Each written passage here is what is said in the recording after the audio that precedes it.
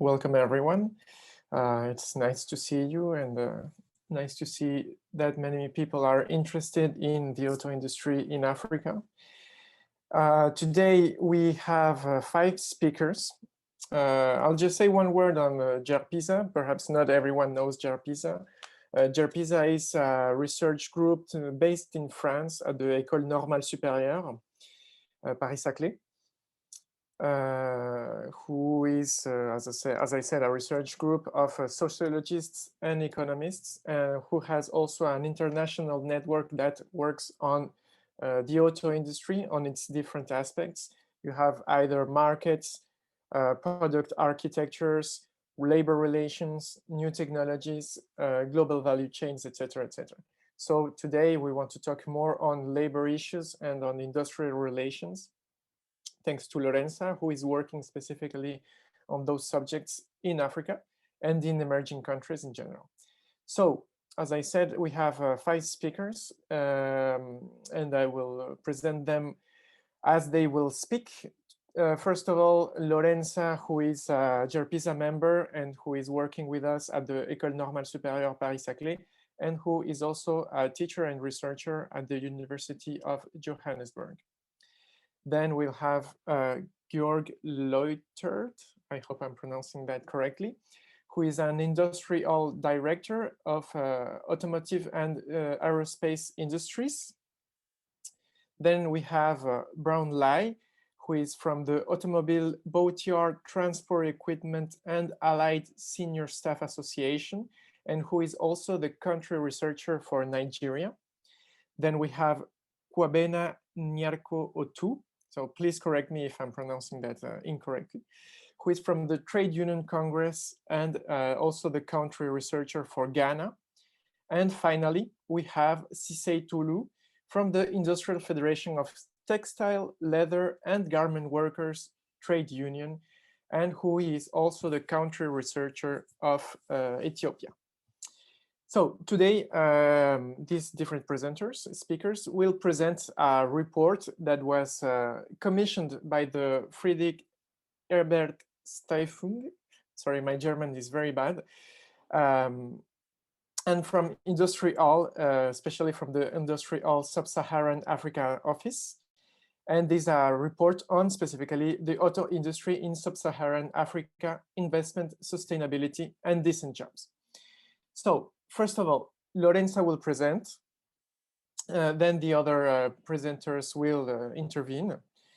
And after the speakers have finished, we will have a pause after the presentations, and then we will resume with the discussion. If anyone has any questions, prepare them for that moment in particular. I haven't presented, yes, Georg is going to speak before Lorenza. I haven't presented myself. I am also a researcher at Gerpisa, based at the École Normale Supérieure Paris-Saclay. And I work more on European industrial relations in the auto industry. So it will be particularly interesting to listen on industrial relations in emerging countries, and especially in sub-Saharan Africa. So let's begin. Please, Georg, can you introduce? Yes, thank you so much, Sebastian, and good afternoon to everybody. Ladies, gentlemen, dear comrades. It's a pleasure and honor to be here on this conference, and thanks for inviting us. Thanks for making this possible. We as IndustriALL Global Union, we are a global trade union federation representing workers in the manufacturing industry, in energy, mining, and textiles. And our work is subdivided into 14 industrial sectors, and one of them is the automotive industry, which is of course a very important sector. And I'm in charge of this sector as director, besides the aerospace sector, which is also falls under my responsibility. Africa, and particularly sub-Saharan Africa, for a very long time has actually not played, I would say, such an important role also for us. I mean, South Africa, of course, because there is a long history of not only of quite a massive automotive industry, but also of a very good trade union movement that not only organizes most of the workers in the industry, but who also make it happen that they have a collective agreement for the entire sector, which is quite exceptional in today's world. But the rest of sub-Saharan Africa actually hasn't played such a huge role, at least not at global level for us.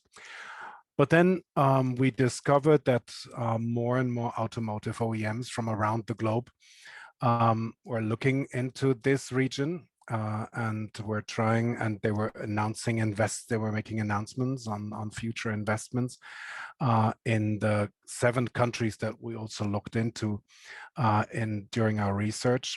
And so we thought, okay, the time for Africa has finally come, also in the automotive sector, and let's have a look at it.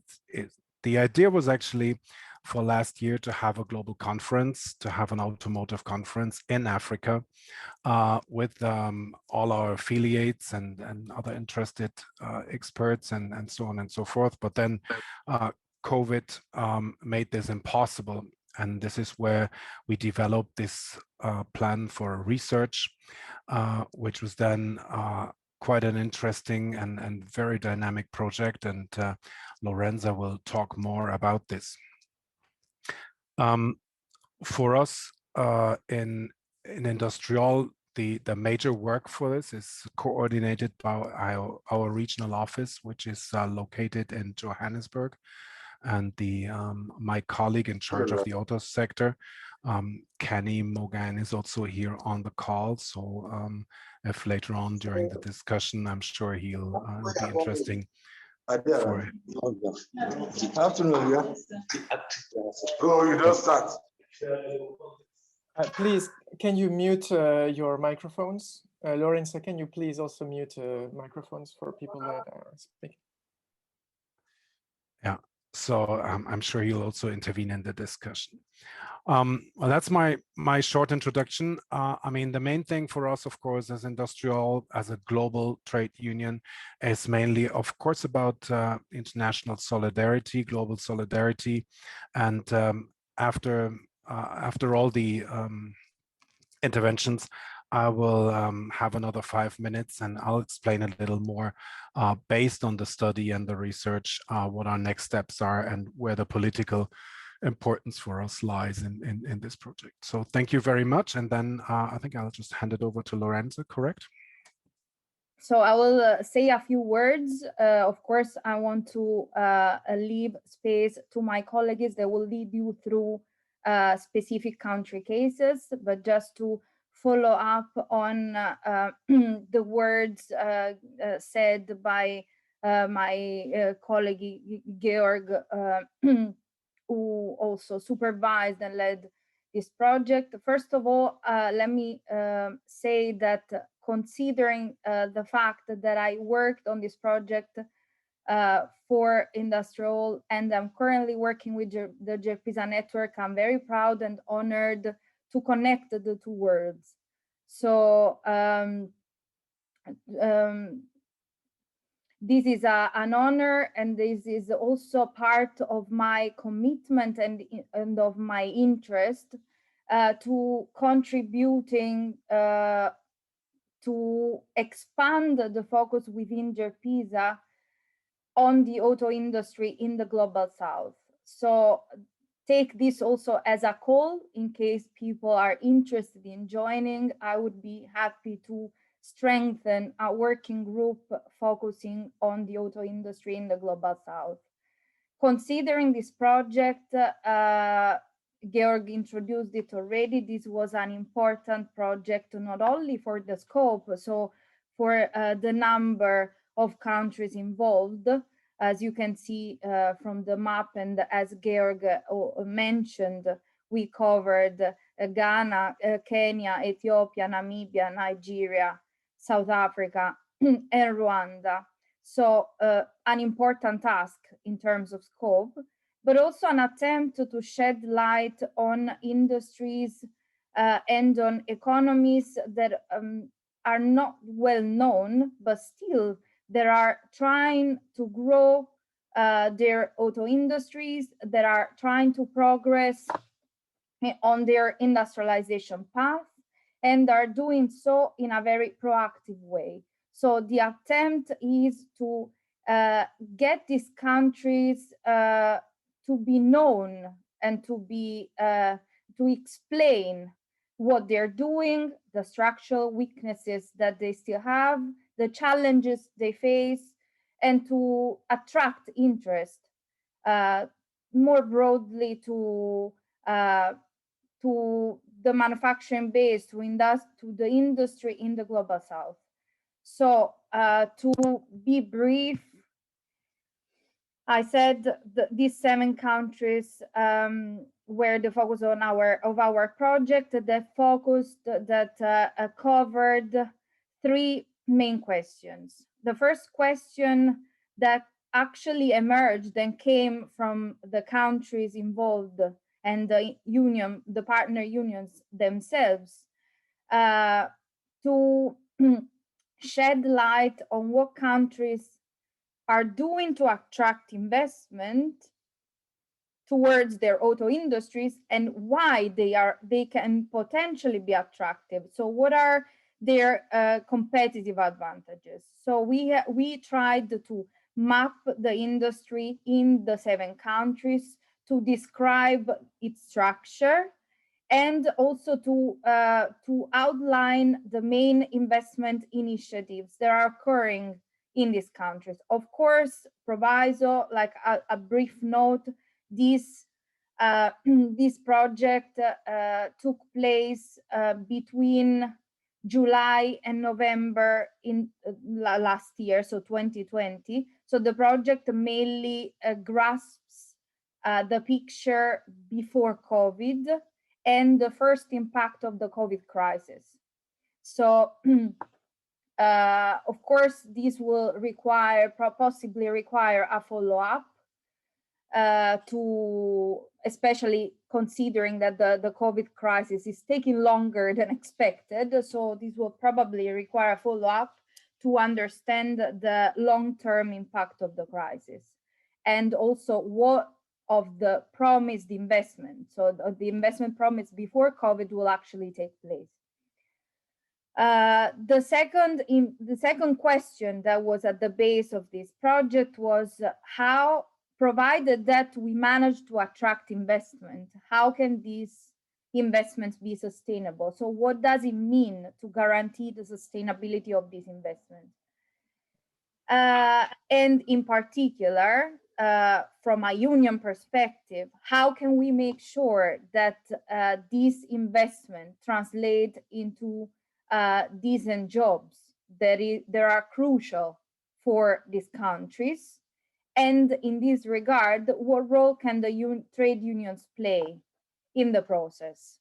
So ultimately, we tried to shed light on the industry, on possible investment, and on the main labor challenges in the countries, asking all countries through the country researchers involved to also provide recommendations in terms of what the unions can actually do. And then we tried to put all the recommendations together to start drafting a sort of chart that can be used by IndustriALL in the next international platforms as a discussion paper towards the outlining of a common agenda for trade unions in the auto industries. So these were the aims and the scope of the project. I will just provide a summary of the main findings in terms of industry development and investment.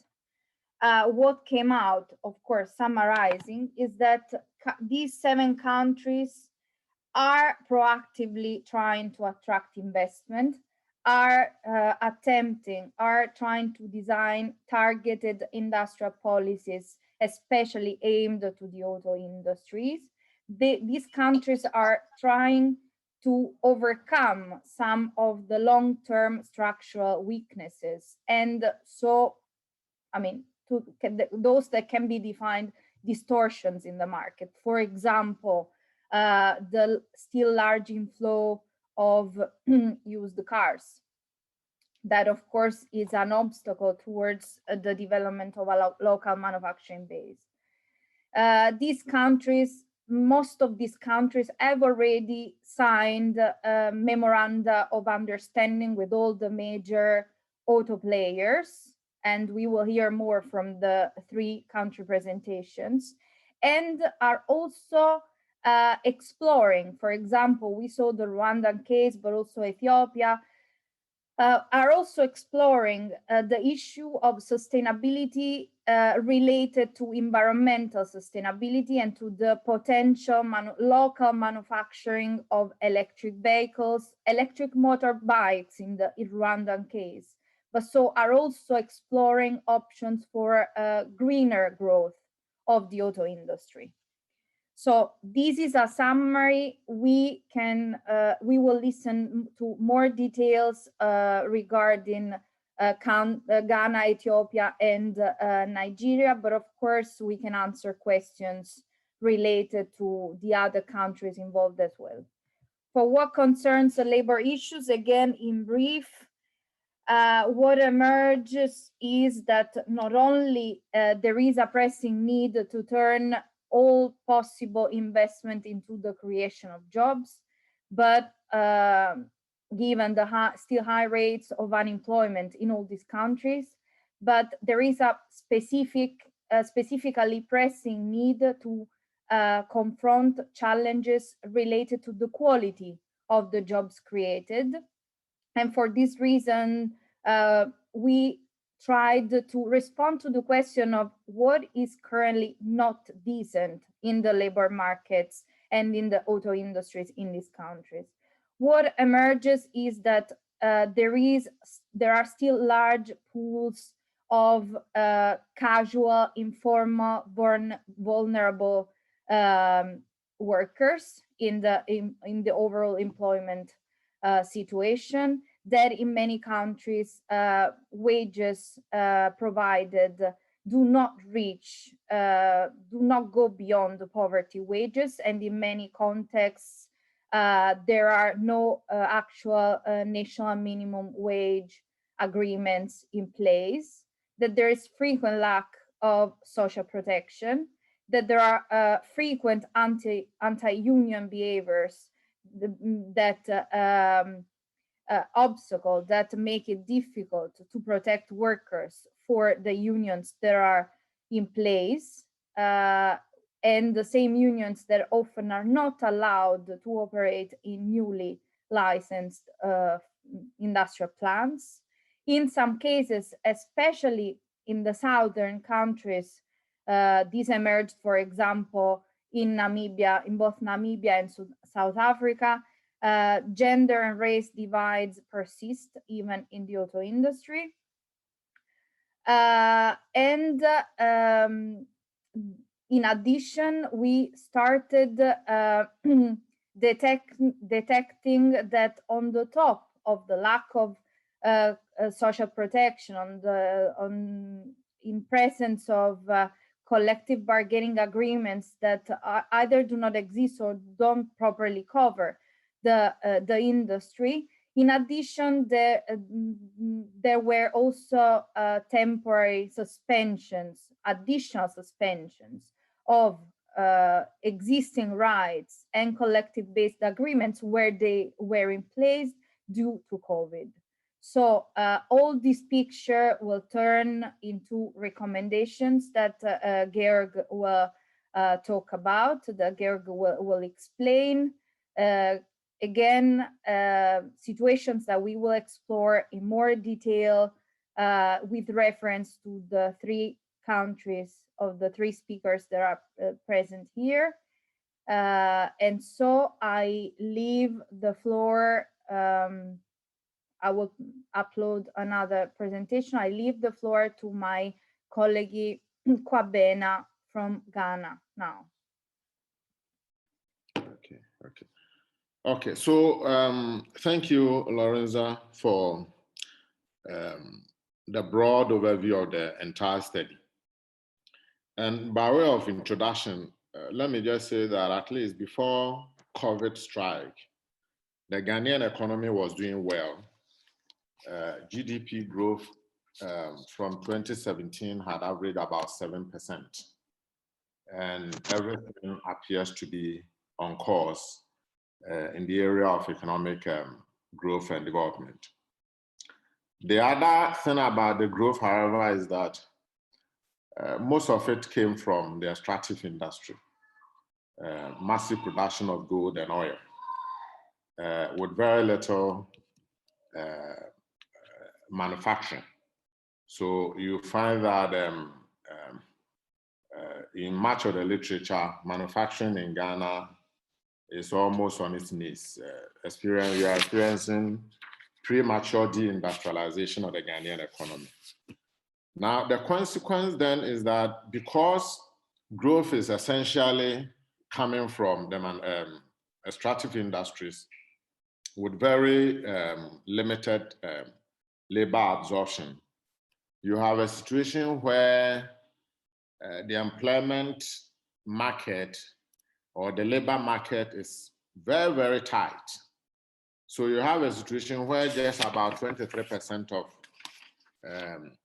the Ghanaian workforce has a wage employment, and you have more than half in self-employment with very significant decent work deficit.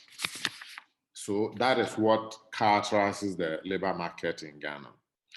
You have a situation where about 76%, more than 3/4 of the Ghanaian workforce is described as having a vulnerable employment. Vulnerable in the sense that they are not socially and legally protected. The COVID situation appears to be making the employment situation and the economic situation worse. So from a projected growth rate of about 6.8% in 2020, the economy of Ghana is now growing at less than 1%, which is actually the lowest growth since 1984, when Ghana signed up to the economic recovery and economic recovery program and structural adjustment program of the IMF and the World Bank. For the first time since 2017, we are likely to see a primary a deficit in the primary balance, meaning that we have borrowed more, of course, to be able to deal with COVID. And then we expect to have a fiscal deficit equivalent to almost 12% of GDP.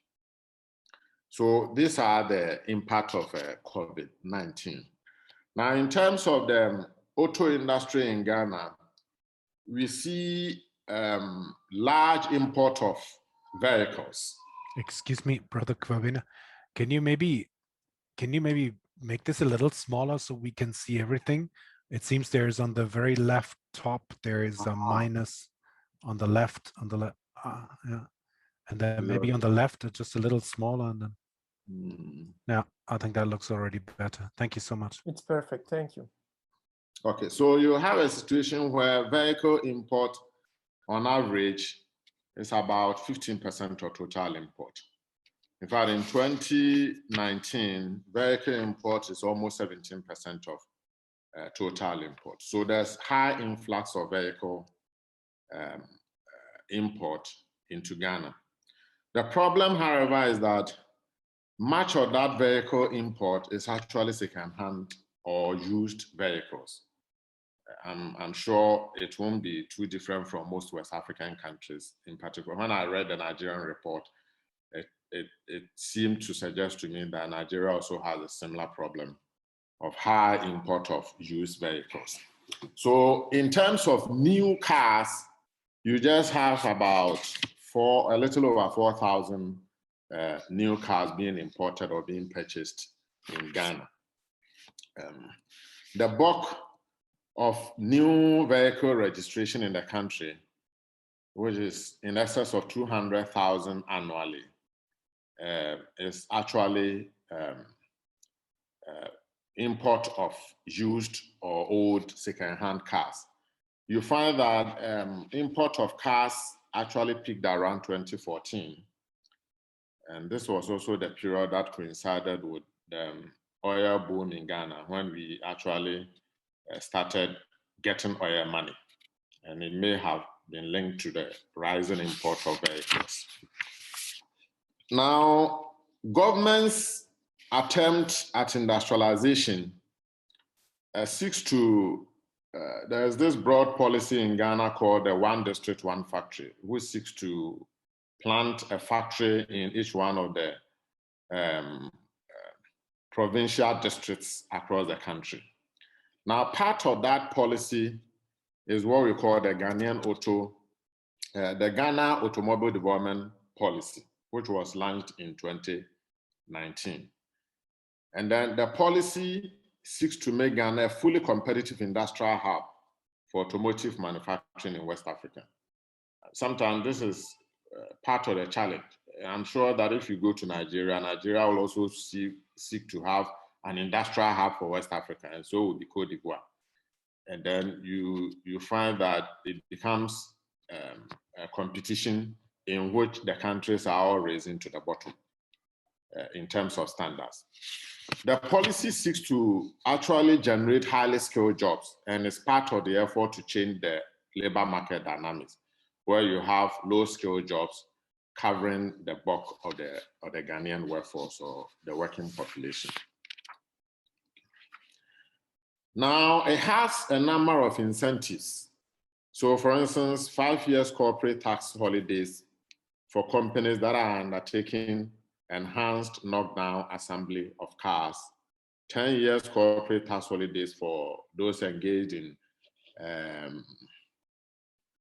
the assembly at the level of complete knockdown. And then for many of the things that are imported in the assembly processes, they are also exempted from import duties. Then government also, as part of the policy, assured the companies that it intends to ban the use of used cars and overage vehicles, salvage and flooded vehicles. And then there's the assurance that governments will use its procurement to purchase locally assembled vehicles. So in response to this, you have a number of international brands that have signed MOU with the Ghanaian government to assemble here in Ghana. You have Toyota, you have Nissan, you have VW, you have Sino-Truck of China, but there's also a domestic company called Kantanka Motors, which have been in the industry since the 1990s, which is now also assembling cars in Ghana. So Kantanka is now assembling, and then VW has also started assembling in 2020 at the level of basic SKD. Now, for the industrial relations, you have the Industrial and Commercial Workers Union with a huge presence in the automobile industry. It currently organizes in 12 automobile companies. And these are not necessarily companies that are assembling, but most of it are actually companies that are into commercial sale of cars and also vehicle repairs. But ICU has very rich experience in negotiations in general, and it has a long presence in the Ghanaian industrial relations scene. It used to be the largest union within the Ghana Trades Union Congress. Unfortunately, the ICU disaffiliated from the TUC in 2004, but it remains one of the most dynamic unions in Ghana. Of course, having disaffiliated from the TUC, is now been able to organize across all sectors, since it is no longer bound by any jurisdictional restrictions. So it's now able to organize across many sectors. Now, the ICU thinks that it stands to benefit from from the entry of these international brands in terms of increased and diverse membership. And then it also thinks that given its own history and contact, it shouldn't be too difficult for the RCU to be able to organize in those sectors because it already has a foothold. In fact, most of them, or the companies like AUTOBATE, which is actually doing the assembly on behalf of VW, RCU is already organizing there, so it shouldn't be too difficult. At the same time, the union thinks that there's a possibility of the entry of these new international brands revolutionizing the industry. So you are likely to see highly skilled workforce. And as we all know, particularly in the case of Ghana, skilled labor is always difficult to organize. People think that they have the ability to actually see to their own welfare in the labor market. But there are a number of issues related to the sustainability question, which I do not address here. One of them, you don't find it on the slide. One of them is the fact that it is difficult to actually assess sustainability questions on the investment. Also because the companies hardly share their investment plans. And the MOU government signed with the companies, government has also hasn't found it necessary to share it with labor. So it's difficult to assess. But having said that, if you realize that most of the companies are not undertaking any legacy investments, they are renting spaces and they are doing very basic SKD, it throws into question the sustainability, the long-term sustainability of the investment they are having. Also, you find that the Ghanaian vehicle market is actually a very limited market. So if you have Toyota, VW, Sinotrack, and all of that coming in, what is really the market for all these assembling activities? Of course, the promise is that, okay, we are looking to the broader sub-regional market. But as I've indicated, Nigeria has similar ambition. Cote d'Ivoire and many other countries also has similar ambition. But the most important challenge that faces the industry in terms of sustainability is the fact that influx of used cars is still on the rise. And in fact, the recent attempt by the Ghanaian government to ban actually faced very stiff opposition from both the public and what I call the import lobby. So government then had to reverse. So going forward, it's very clear that some of the promises government made is likely to face very stiff political opposition. And if you are a bit familiar with the Ghanaian political terrain, it's a very rough terrain. And in most cases, governments are cowed by the fear of losing political votes. So the policy reversals are there. And I will not be surprised if in this case, we see such policy reversals, which then threaten the sustainability of those investments. I'll pause here and take up questions.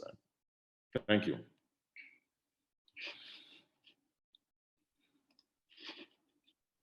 Thank you very much. Thank you. Well, now we will leave the floor to Sisay Tulu, please, of the Industrial Federation of Textile, Leather and Garment Workers Trade Union, and who was also the country researcher for Ethiopia. Okay, thank you. Can anyone hear me?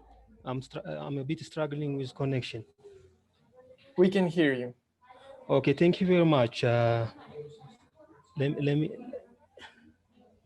Hello, everyone, and thank you for this chance. Let me reflect on what we have done on the automotive industry in Ethiopia.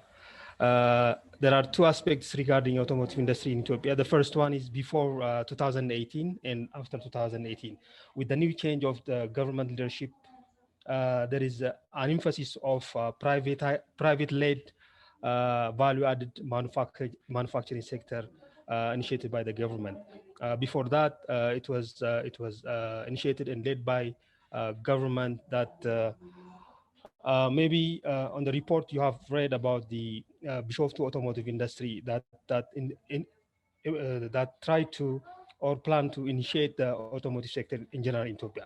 So the automotive sector in Ethiopia divided into two. The first one is import of new and used vehicle sale and after sale service. The other is assembly. So the general overview of that annual estimate of vehicle import around 18,000. Then out of this, the majority are somehow used vehicle. So the characteristics of vehicle sales and assembly is a bit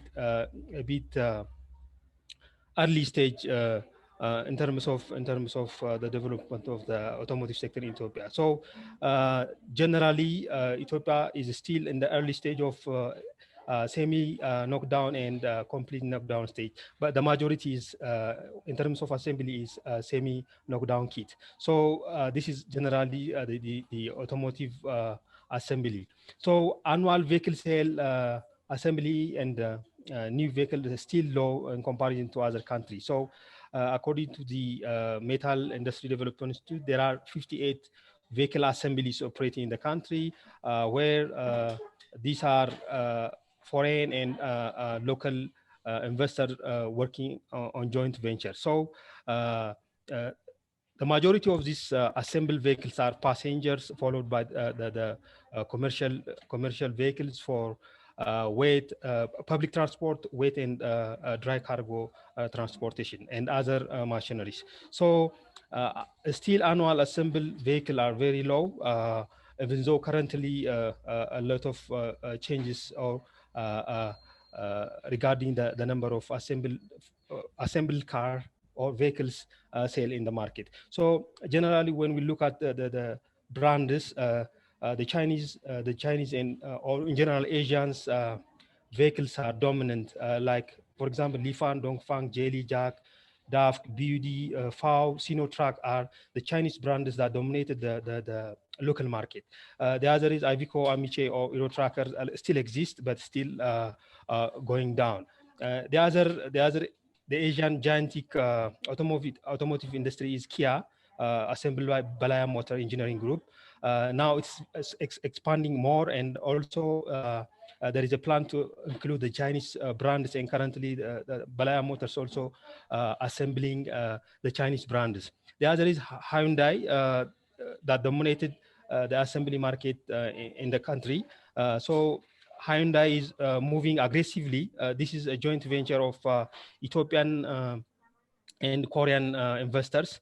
Now they are moving in the right direction, assembling electric vehicles, taking into consideration of the country's plan for renewable energy development in the coming few years. So there is a huge multi-million-dollar investment coming up to expand the automobile assembly sector. So in 2009, Volkswagen also signed memorandum of understanding with the government to start operation or join the assembly business. This is generally when it comes to assembly. So there are a lot of issues regarding the auto sector development in Ethiopia. The first one is a policy issue. Just like other countries, Ethiopia so far doesn't have the national automotive development policy that can lead or guide the development of the sector. So far, it is treated under the general metal engineering priority sector and treated as the general investment incentive schemes policy. So it needs a specific and targeted plan for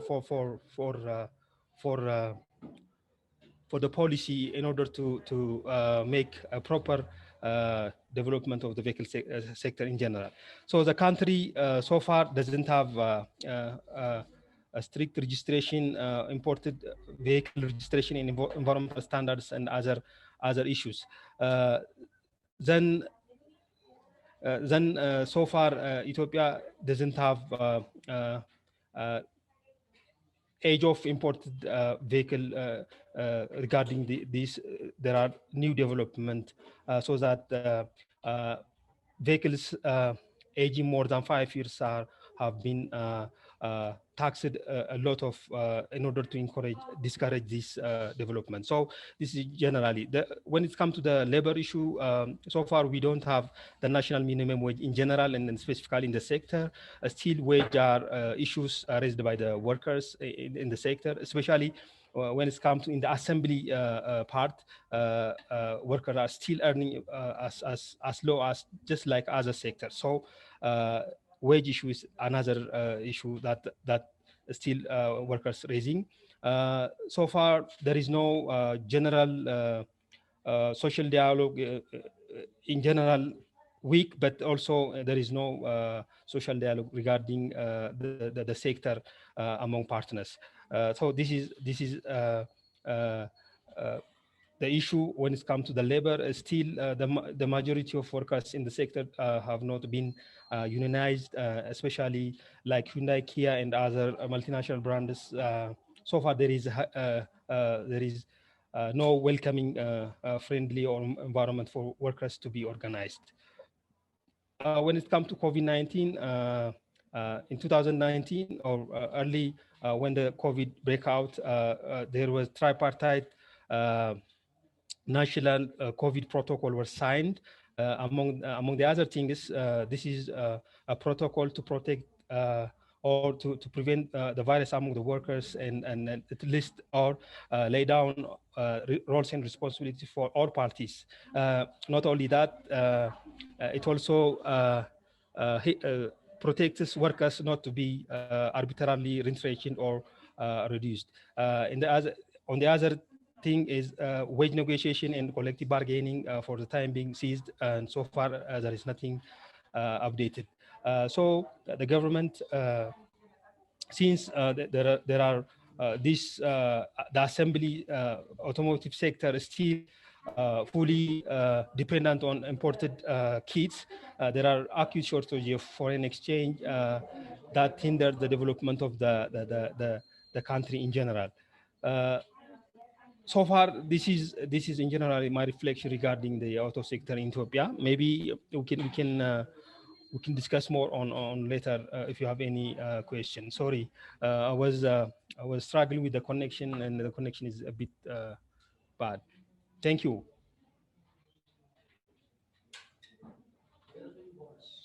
Thank you very much.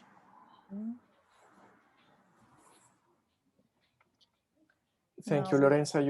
You're administrator again. Yes. We can perhaps leave the floor to Lai Brown, who I remember is from AUTOBATE and who is the country researcher for Nigeria. Yeah, in the last 3 months, there have been some changes to the automotive industry policy in the country. And this development doesn't necessarily make the findings of the research work outdated. Neither does it render the conclusion and recommendations that were put forward in that study invalid. Rather, it makes the need to follow up the recommendation in the light of the reality and urgent work. Because I mean, of course, these are like the development has made a lot of changes to the industry. But also that's made the need to actualize some of the recommendations that were put forward a very urgent necessity. The 2020 finance bill that was recently signed into law in December last year by the President of the Federal Republic of Nigeria provides for downward review of excise duty on imported vehicles. The increment in import duty levy on imported vehicle is an integral part of the 2014 National Automobile Industry Development Plan.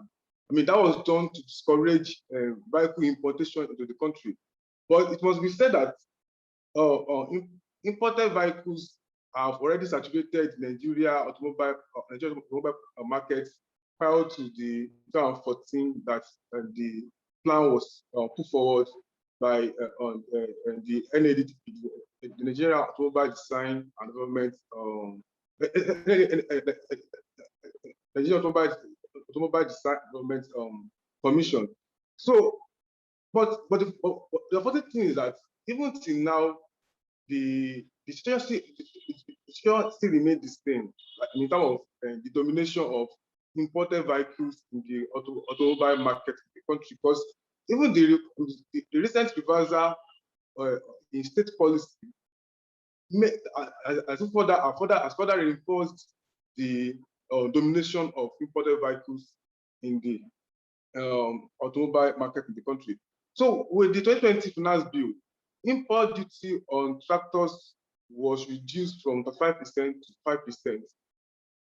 Cars import duty was reduced to 5% from 30%, and that of mass transit vehicles and vehicles for good transportations were reduced from 5% to 10%. So there was those are huge reversals on the little gains that were made a few years back. And to be frank, even those when the hike in import duty was introduced about 6 years back, those were, the hike in import duty was not even enough on one hand to encourage investment in automobile sectors, per se, in the country, because even with the hike in import duty back then, like talking about 6 years back now, with the hike in import duty until last year December, there was still the influx of vehicles, imported vehicles into the country. There was still, although of course there was a reasonable reduction in the domination, no doubt, but it doesn't. But that policy even then was not enough to discourage importation of these vehicles. But although even then there was other policy that was introduced back then. So, like for instance, the ban, they put a ban. There was a ban on importation through land borders. There was a ban on vehicle importation through land borders. They only allowed year borders and all that. So, but even with those policies, between that 2014 to last year, 2020, into last year December, those policies. Can you hear me? Okay, yes, we can hear you, but we lost you for a moment.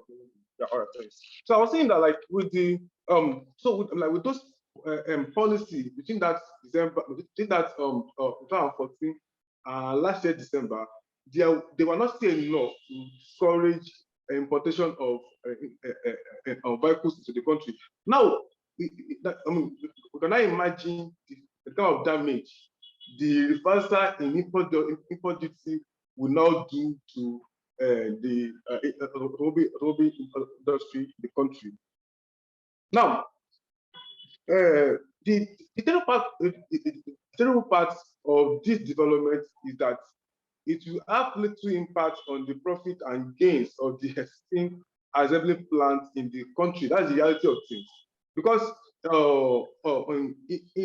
even in the study, we actually it was established that there are some assembly plants actually are involved in importing fully assembled vehicles into the country.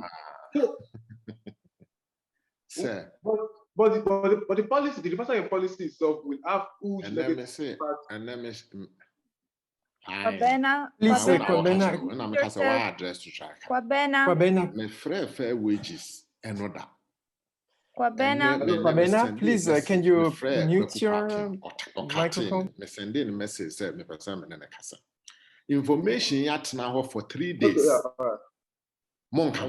And I call round to sign.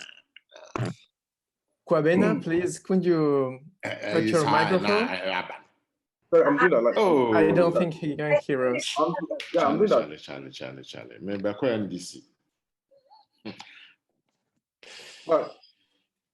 Okay.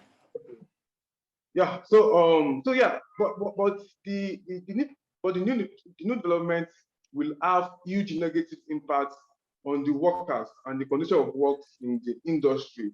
Like I said earlier, in our study, it was established that many of the assembly plants that are currently in the country are equally involved in importing fully assembled vehicles in the country. Sometimes even some are even involved in importing used vehicles. We have the case of L&GWTU motors.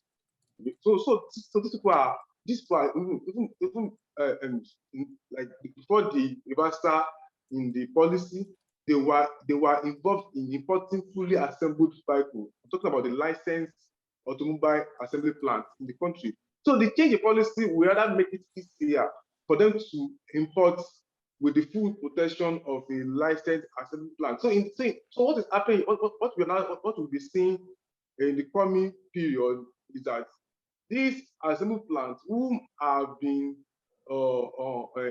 importing assembled vehicles even before the reversal in policy, they will further strengthen, further emboldened to abandon totally, if not totally, abandon assembly of vehicle in the country, or rather import fully assembled cars into the country.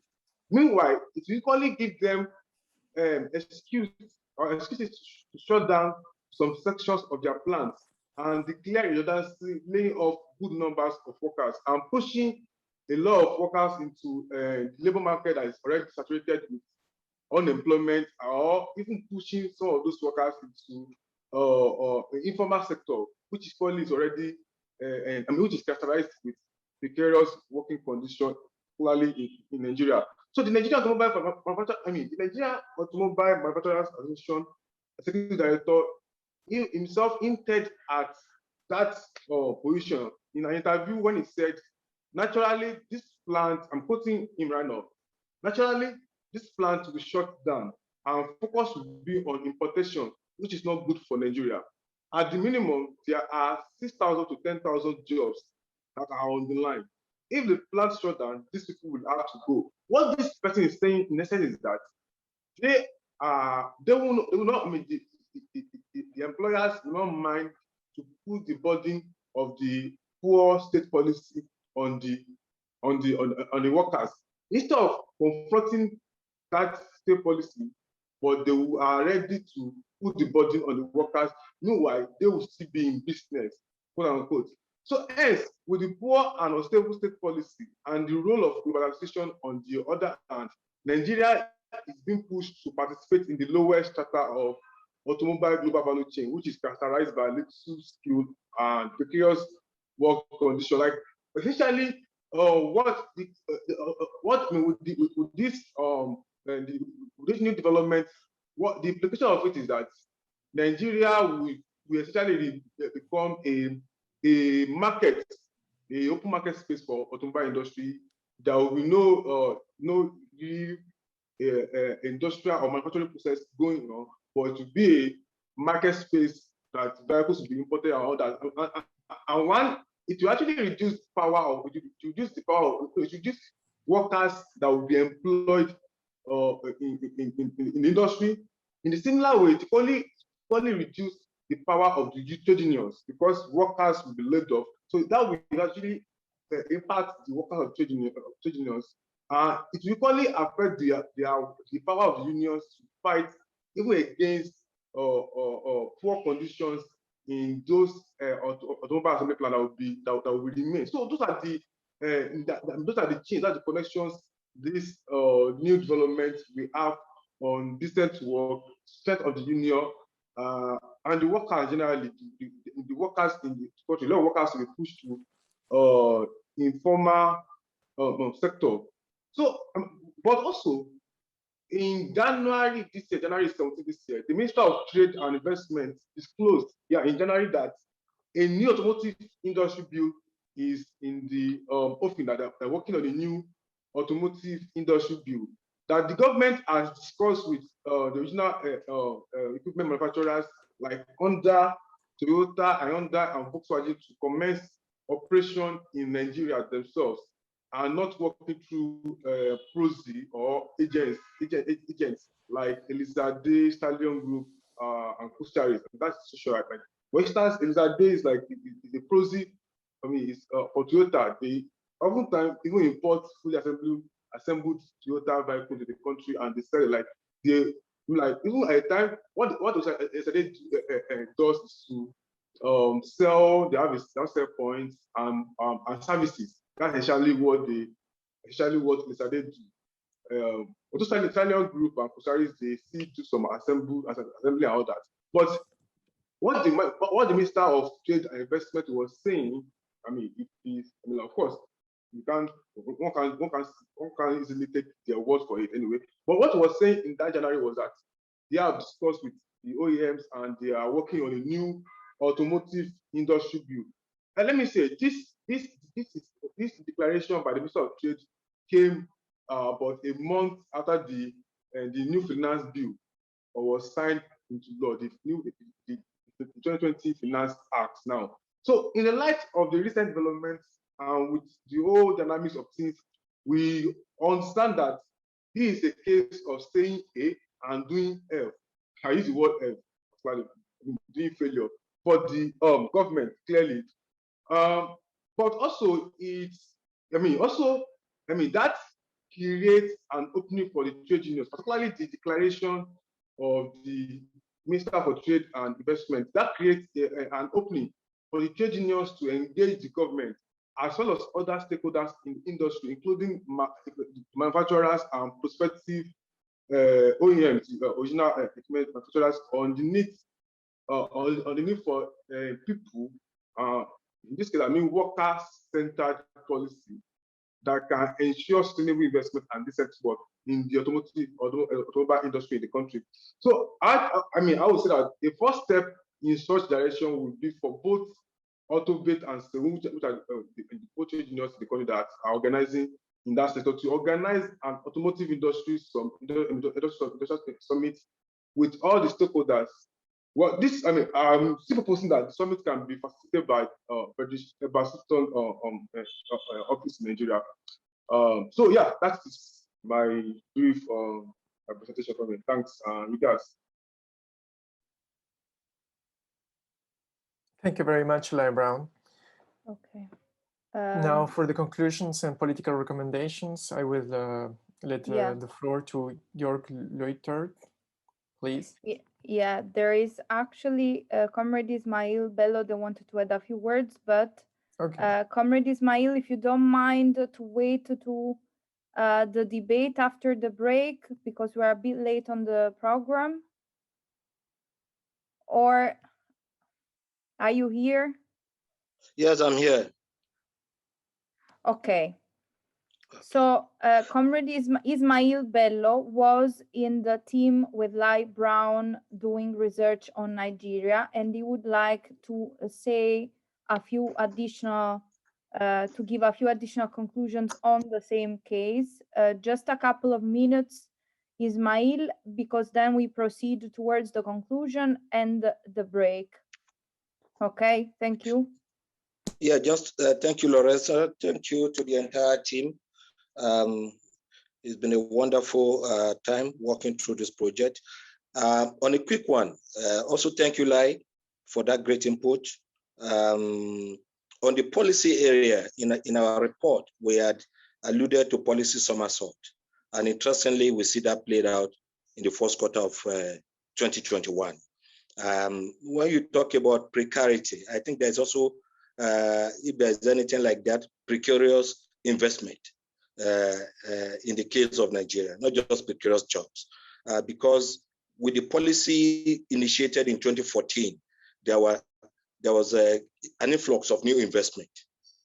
People tried to, but unfortunately, those investments were looking at the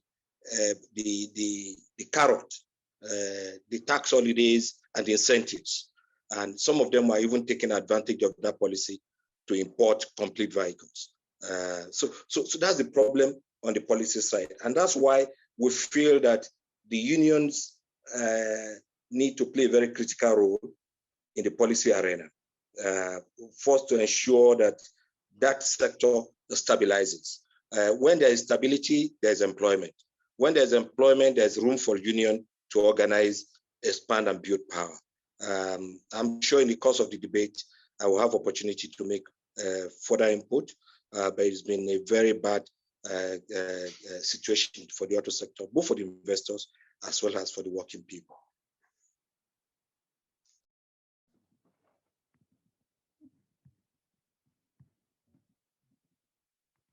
Thank you very much. We now leave the floor to Comrade Georg Leutert from Industrial Global Union again for the conclusions and recommendations of the study. Yeah, thank you very much, Lorenza, and thank you very much, comrades, for your inputs. I think this was some very good, I mean, it made it so clear the situations in the different countries, which also assemble each other quite, I mean, which are quite alike. You share common problems, but on the other hand, every country is also a little different and has a little different policy input. Now, if we look at it from Industrial Global Union, I mean, all this actually started because we are having global trade union networks at company level. In many European OEMs, so like for instance in Volkswagen, because I'll come back to Volkswagen, and in some of the Americans companies. We of course also work together with the other OEMs in a certain way. I mean, not all of them, but most of them through our affiliates. But these global company networks are of particular importance.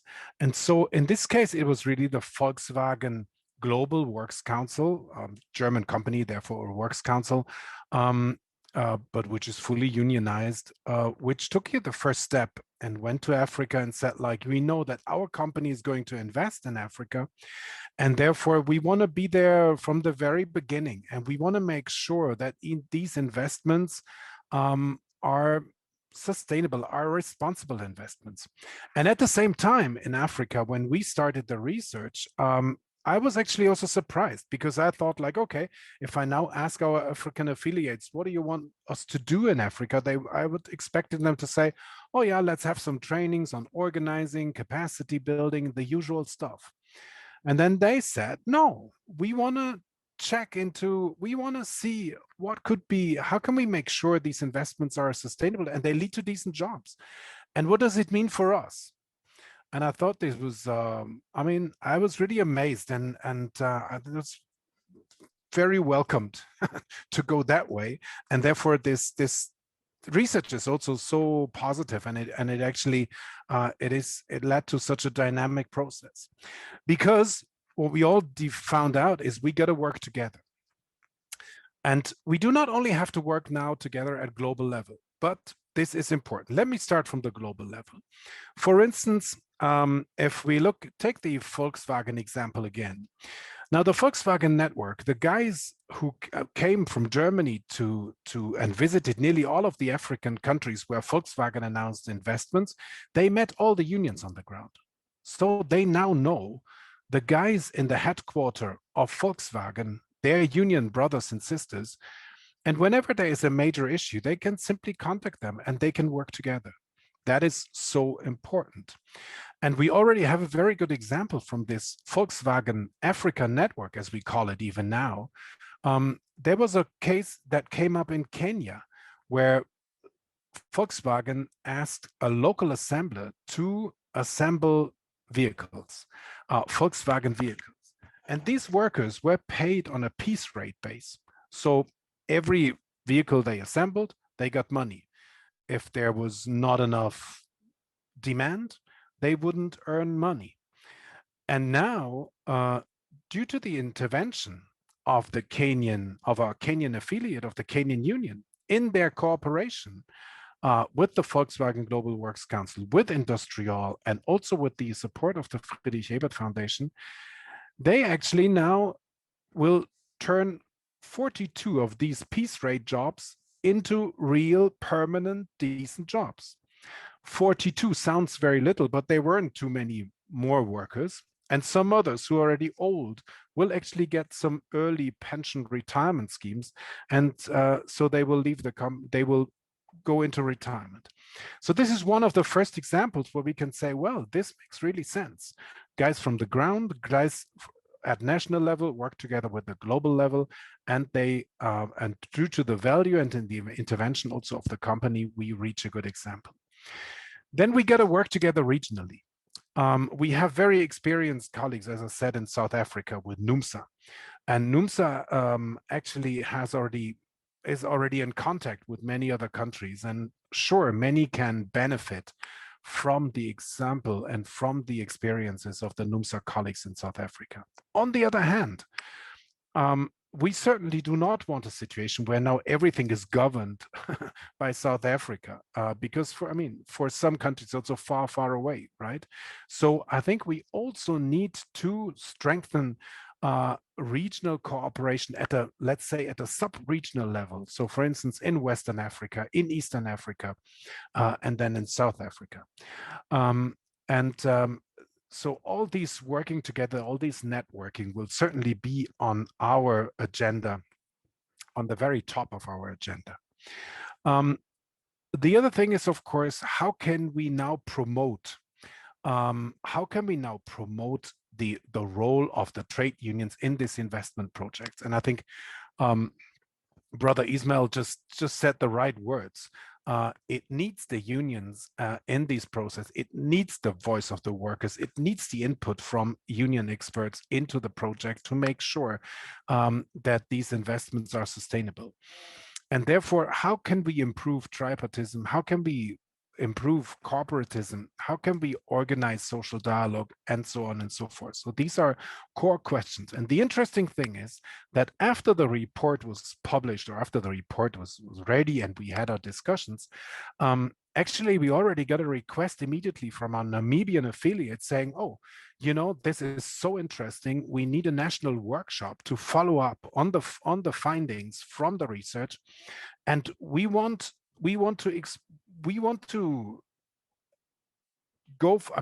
to discuss our own union policy for the auto sector, renew it, review it, and then also get into dialogue, of course, with government and other agencies in Namibia to push this forward and to make sure future investments lead to decent jobs. And therefore, we decided now that in all of the 7 countries, we will try to set up national workshops as a follow-up to the research. And then later this year, we are coming together again as a region, but we will do this in a twofold way. On the one hand side, we will bring the unions together at this sub-regional level that I just described. So there will be a meeting for Nigeria and Ghana, there will be a meeting for Kenya, Rwanda, and Ethiopia, and there will be a meeting for Namibia and South Africa. And then on the second part of the same day, everybody will come together online and discuss. Unfortunately, we can't meet all physically due to COVID-19. That's the bad part. Otherwise, we would have done this differently. And then finally, of course, it's all about these gaps to fill, all the issues that this project, that this research brings about, and to see how can we interfere here, how can unions at all levels work on this, and also globally. I think the Kenya example is a practical example how a joint cooperation can really lead to more decent jobs. And if you could just go to the next page, please. Right. Oh, well, I think I mostly said this now. So verify the research is what I meant with the national workshops. And then everybody's got to come up with a policy, draft a policy, and then there are these workshops later this year. And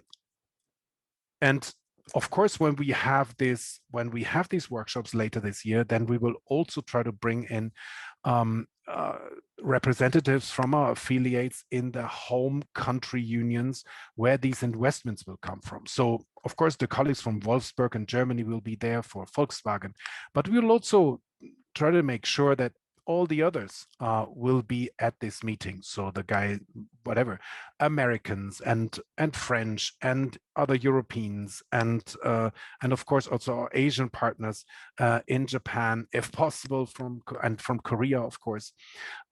China is a bit of a blind spot for us because we do not have any affiliates in China, but otherwise we will try to bring them also into this debate. And if this is impossible this year due to COVID, etc., then we'll do it next year. Is there any other thing that I would like to mention here? Yeah, maybe, I mean, two more things. I mean, one thing is very clear. There is, it'll also depend, of course, on the purchasing power in these different countries. If the automotive industry will really start to develop. I mean, looking at South Africa, you need a certain internal market, and then there is the export, of course. But without any internal market and with that such high numbers of imported used vehicles, it will be difficult. So this will depend very much on the policy of each state to change this. And the other thing is, of course, moving. And then the question, of course, is to move up the ladder on quality of production. So it'll all start with SKD mainly, this is for sure. Then at least move to CKD, and then see if there is any full-fledged production possible in a midterm future. And of course, develop, is there any chance for these countries at the same time to develop some supply industry, mainly for spare parts at the beginning and then moving forward. And the other thing which I find really interesting from the reports is that there are some countries, I think 3 of them, where we see local manufacturers. So manufacturers who are totally independent from any international OEM or any multinational company, and who build their own vehicle, purpose-built vehicles for Africa. That's an interesting project because I think with the new technology, with digital technology, with 3D printing, etc., I mean, we all know there are chances for low volume and still profitable car production. And if there was a chance, I mean, for some pioneers, maybe with some government money and so on and so forth to push this forward, this, I would say, my personal comment would make a lot of sense. Thank you so much again for your attention, and I'll shut up here.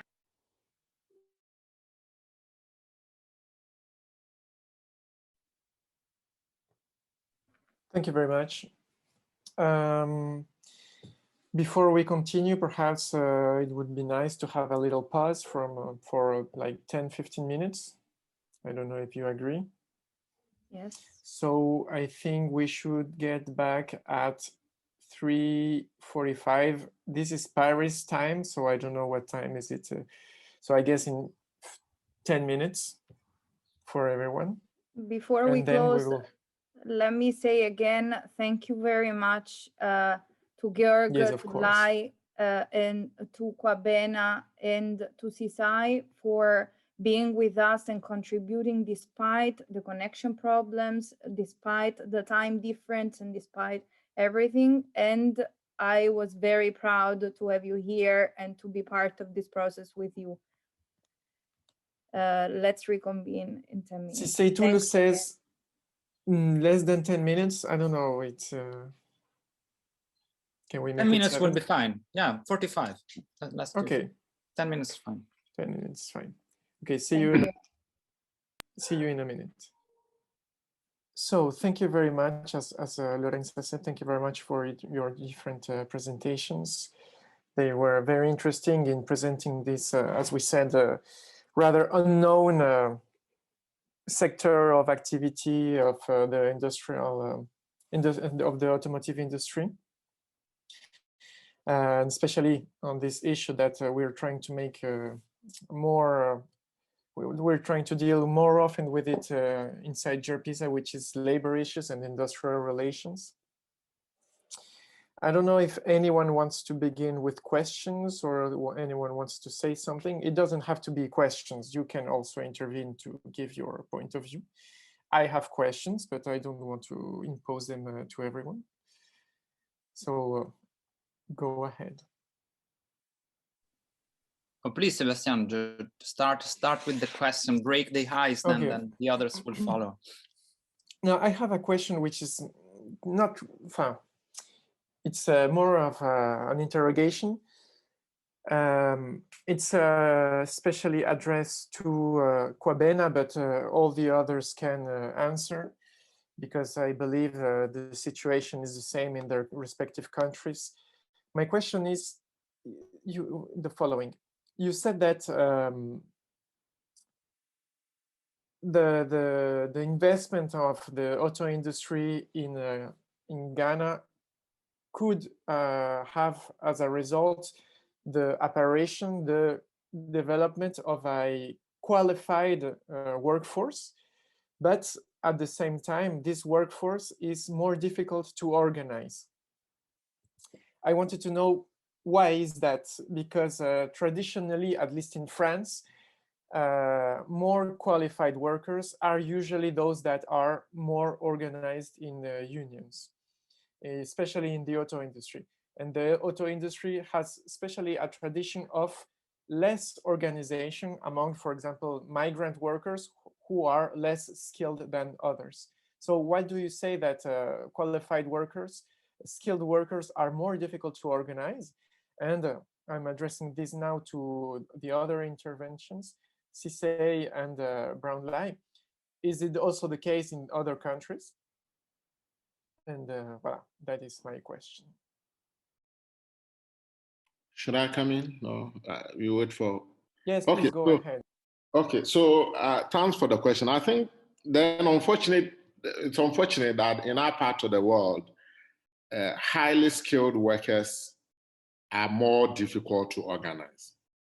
And the idea is that such workers feel they have the necessary skills themselves, the necessary labor market power themselves to deal with their own challenges. Okay, so in most cases, they tend not to need unions compared to the medium to low skilled workers. Okay, so that's our experience here.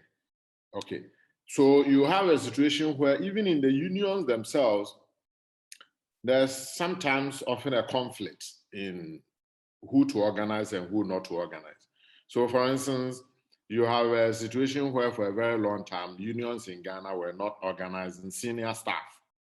Okay, now we entered that field, and I can tell you that up to the present day, some unions are not organizing senior staff, even though the senior staff make themselves available for unionization.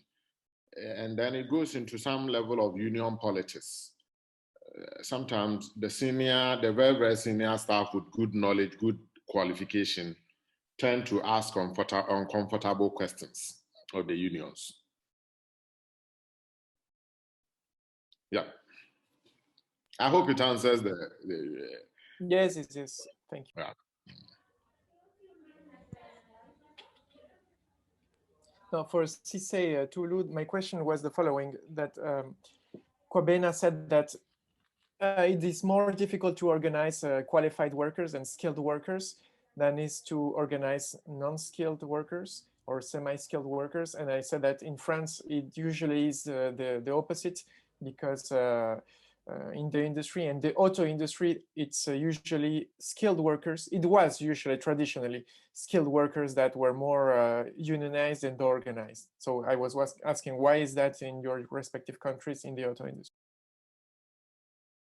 Thank you, Sebastian. I think it's the same. I just have explained that the automotive sector in Ethiopia can be characterized into two. The first one is new vehicle and vehicle sale and after sale service.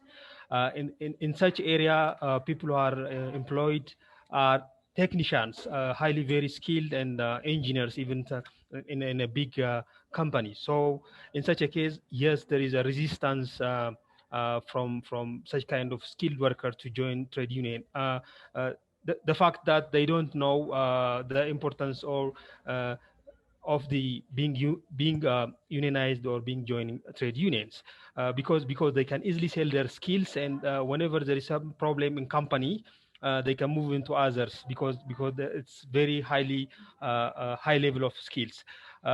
When it comes to low level skilled workers, like engage in assemblies, they can be easily organized because they are the one who is suffering in terms of low wages and other bad working conditions. So it's easy to organize workers at the low level of skills, but a bit difficult to organize workers at the high level skills like mechanical engineers and other things. So it's the same with Ethiopian also. I've discussed this with the federation while we are doing the research.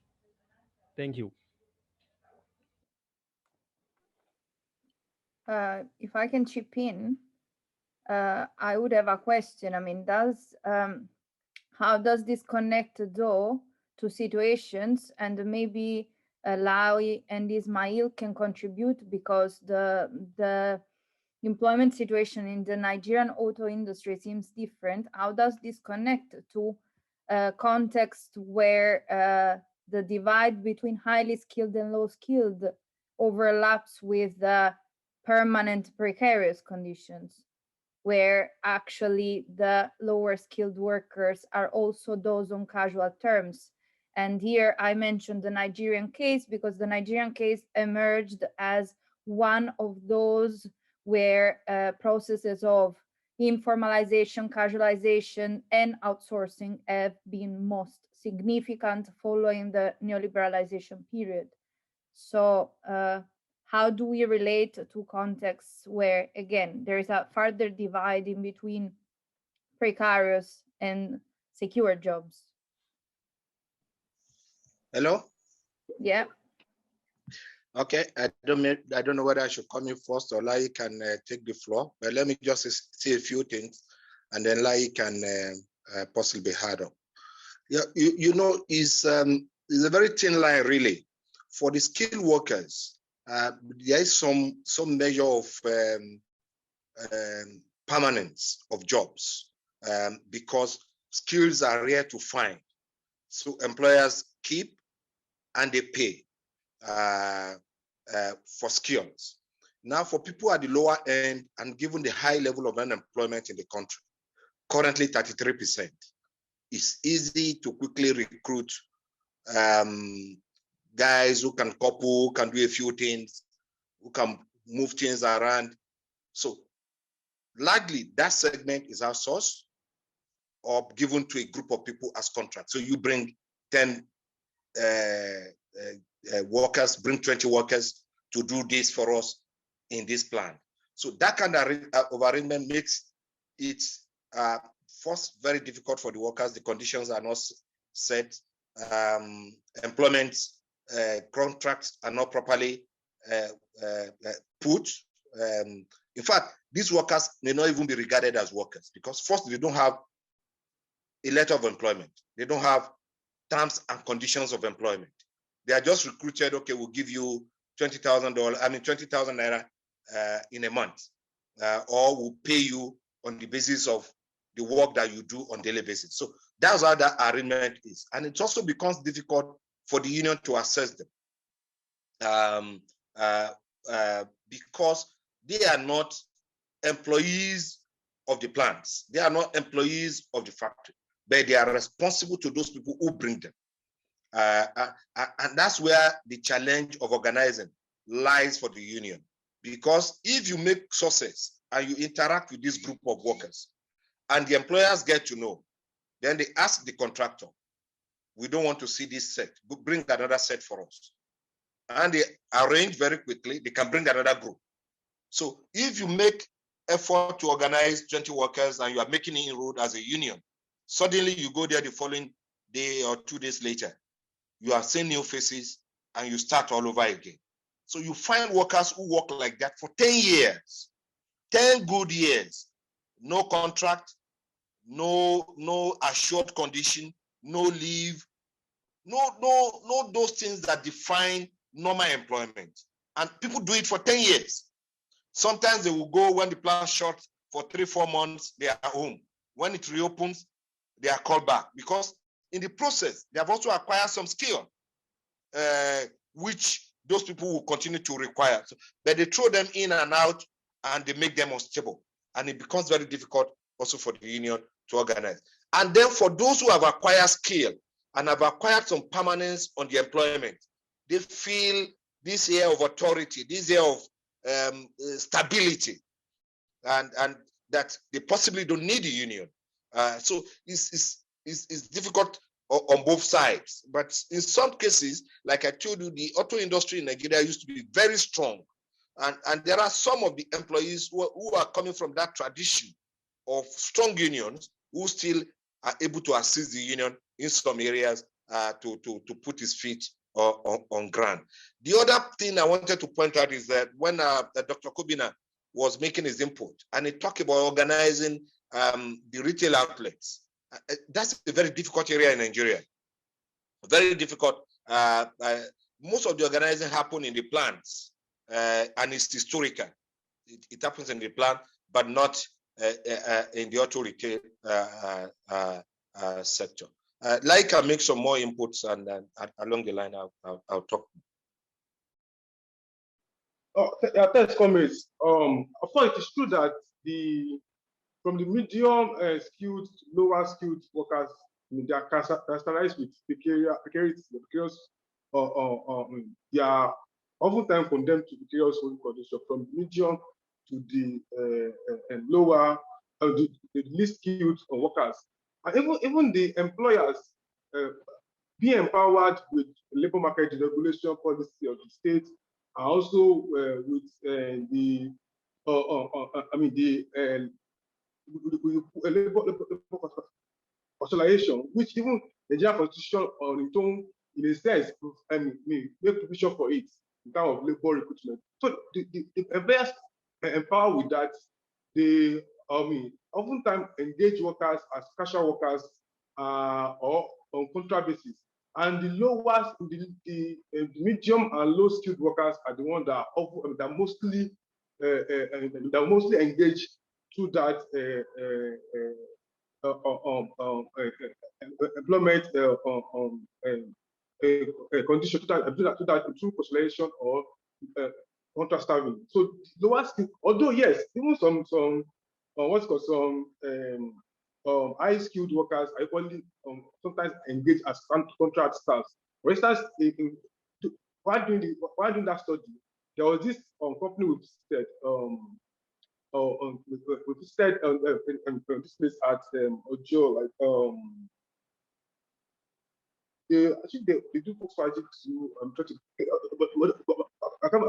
there was this company we visited, and in that company we actually understand that some of those like there are a couple of skilled workers that are still employed as on contract basis. So but the fact remains that the lower skilled workers are the ones that are mostly employed through labor considerations, which is characterized with precarious working conditions.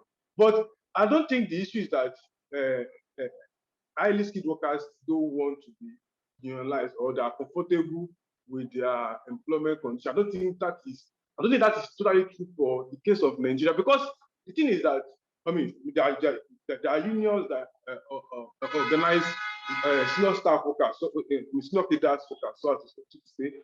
Also, for instance, AUTOBATE, most of the members of AUTOBATE are they are supervisors, they are senior staffs, like they are highly skilled workers. They are even like some of them oftentimes graduate into the managerial space. So that is kind of nature, and yet they are, some of them are members of the union. But the thing is, I think the thing with unionization and the employment industrial relationship in Nigeria is that many of these companies don't even want to. They don't want trade unionism in their factory. They don't want. Many of these companies are union busting. That's the reality we are confronted with. Like, they don't even want it at all. Not even that the workers don't want it. The employers. For instance, comrade gave a very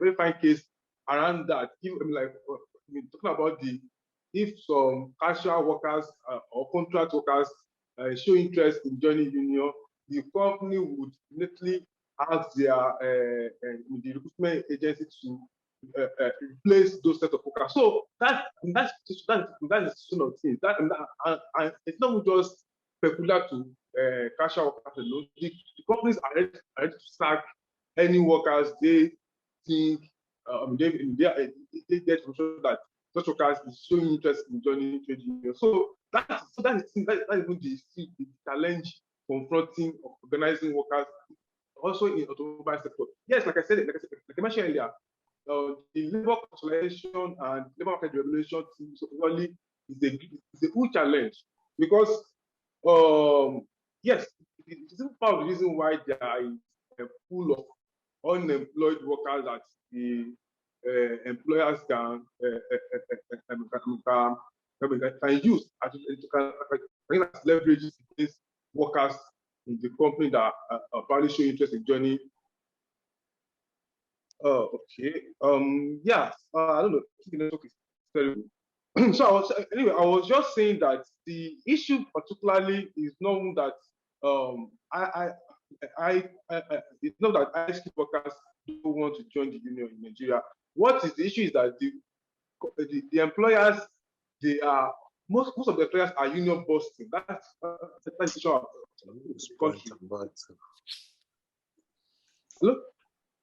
So, in conclusion, what I think we can do to that energy is that there's need for us to have a combined organizing effort of the trade union, of the unions in the country, and also the support of and solidarity of the labor federations, both the global federation and the national federations. There's need for that solidarity, working together to confront the employers on one hand, and then equally engage the government concerning some anti-workers labor policies, like for instance the labor consolidation, the labor market regulation things that I mentioned. So those are things I think we need to do to address the challenges for organizing in that sector right now.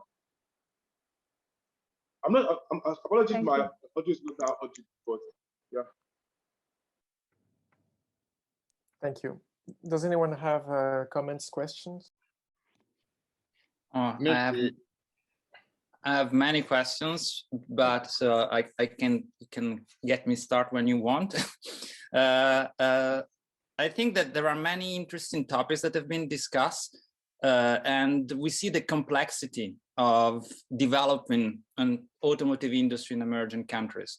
So you need market regulations, you need to deal with the problem of second-hand cars, you need to put some rules about the investment that are made, and you need to think about these multinational companies and how they're going to put people into work. So the role of the state is crucial in that. And so in many ways, it really falls back to what, what the state is about and this has been always historically the case of the automotive industry. There is a strong relation between industrial policy, states, national champions, and the automotive industry.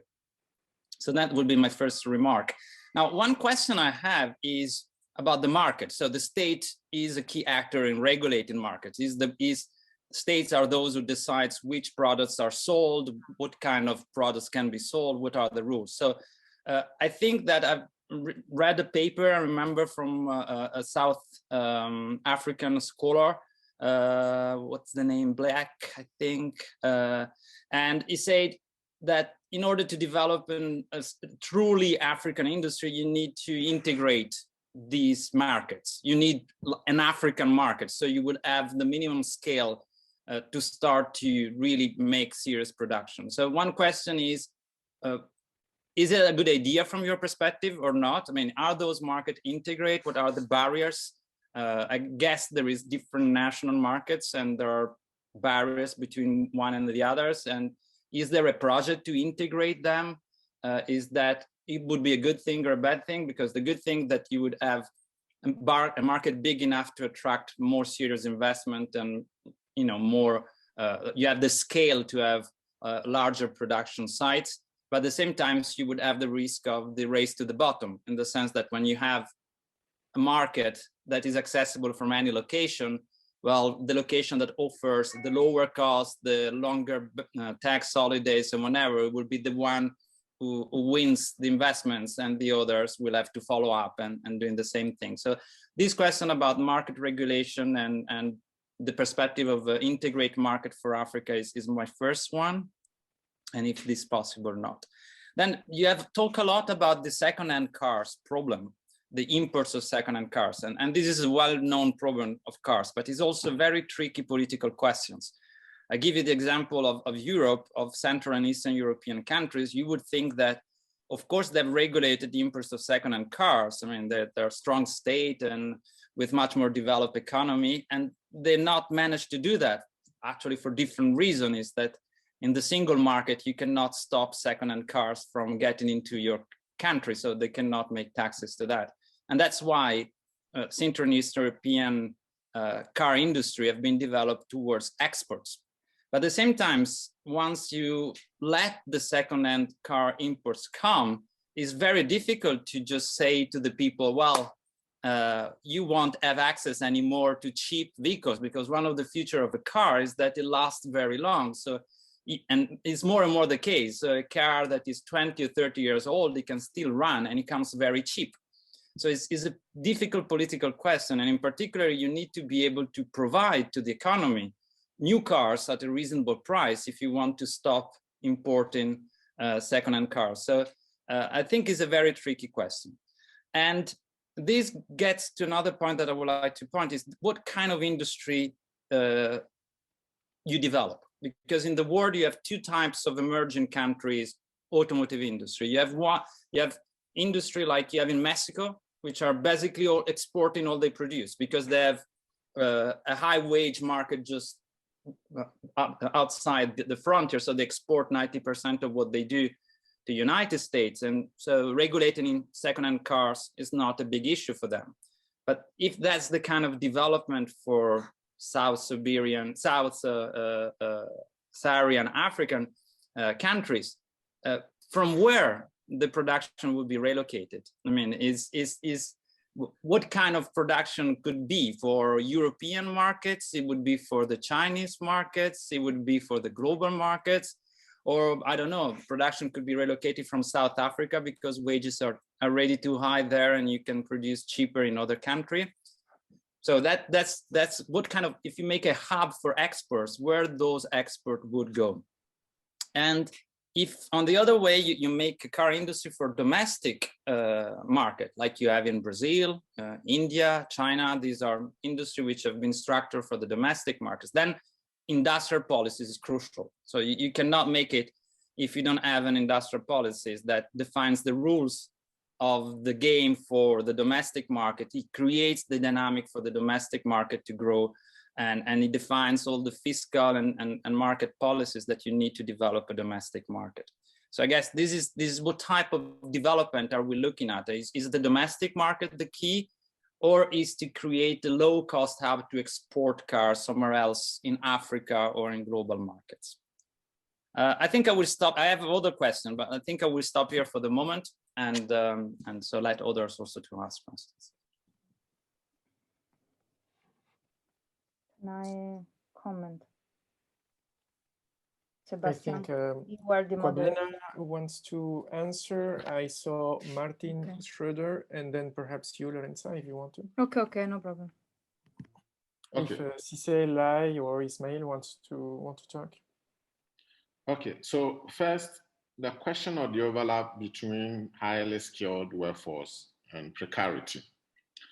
I mean, there are many instances when those who feel they don't need labor, they may actually need labor. They may be highly paid, but there are also instances when they get paid and they have to, for instance, organize their own social security arrangement, rather than being the responsibility of the employer to register and pay social security on their behalf. Some are overworked and they don't get the usual benefits even guaranteed in law. But people just look at the fact that I'm better paid compared to others, but they lose all the other benefits and the dignity or the principles underlined in the decent work agenda. They don't enjoy those stuff. So sometimes it's a combination of dealing with union-busting enterprises, but also actually educating the workers, for those that supposedly think they don't need labor. Of course, labor is also an insurance policy. The employer paying you well one day will deal with you in a manner you may not like, and you need a union to assist you when that moment comes. The question of integration, I think it's the natural way to go, given the small size of our market. And already in Africa, the African Continental Free Trade Area seeks to do that kind of integration. Of course, the problem with the Continental Free Trade and similar regional integration effort is that it's normally at a political level, and you don't actually find industry, labor actually being involved and making sure that what is agreed at a political level is actually implemented. So you take, for instance, there has been a long-standing ECOWAS trade liberalization framework policy adopted as far back as 1979. But the export hurdles between Ghana and Nigeria keeps growing. So for the major part of 2019, there was a blockade between Nigeria and Benin. And most trucks from Ghana and other West African countries getting into Nigeria or even crossing Nigeria into Cameroon could not go. But we have had these regional integration processes for well over 4 decades, yet the markets are not properly integrated. And that leaves the question about competition. Where should the auto industry be located? Every country wants it. Every country, and that's where you then get to this race to the bottom. But of course, these are important questions that we need to address going forward. And to do that, we need to make the regional integration of Africa a real people's agenda, not just political fancy thing you meet somewhere in Kigali or in Abuja and adore grand schemes and ideas, which have no real connection to the realities on the ground in the countries where those things are supposed to be actualized. And of course, it's true that we also need, the nature of the industry should be an export-oriented one. But I'm not too sure if you can build export champions that are so badly beaten on the domestic market. So you need certain level of domestic demand as a base to launch yourself into an export market. Okay, where the domestic market is already completely taken over by import of second-hand cars, it becomes difficult. And I agree with you, the politics of addressing the second-hand car import. There's a strong import lobby for second-hand cars. They are stronger politically because they finance the major political parties. Okay. And then so in Ghana already, we are seeing a policy reversal on the attempt to ban second-hand cars. Because the political terrain, it said that governments become jittery. They may lose elections and all that. But probably going forward, the best way for a country like Ghana to build a sustainable domestic market for auto industry is to also develop the financing scheme to allow people to own the cars they want to. We don't have any certain, with low incomes and you have to pay out of pocket for a new car, many people will opt for a second-hand car. They actually have no option.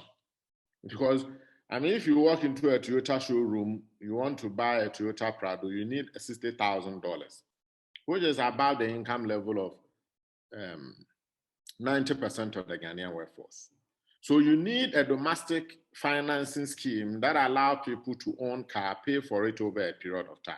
Luckily, if you take the Ghana Automobile Development Policy, there's an attempt or there's an indication that government will want to do that with the banks.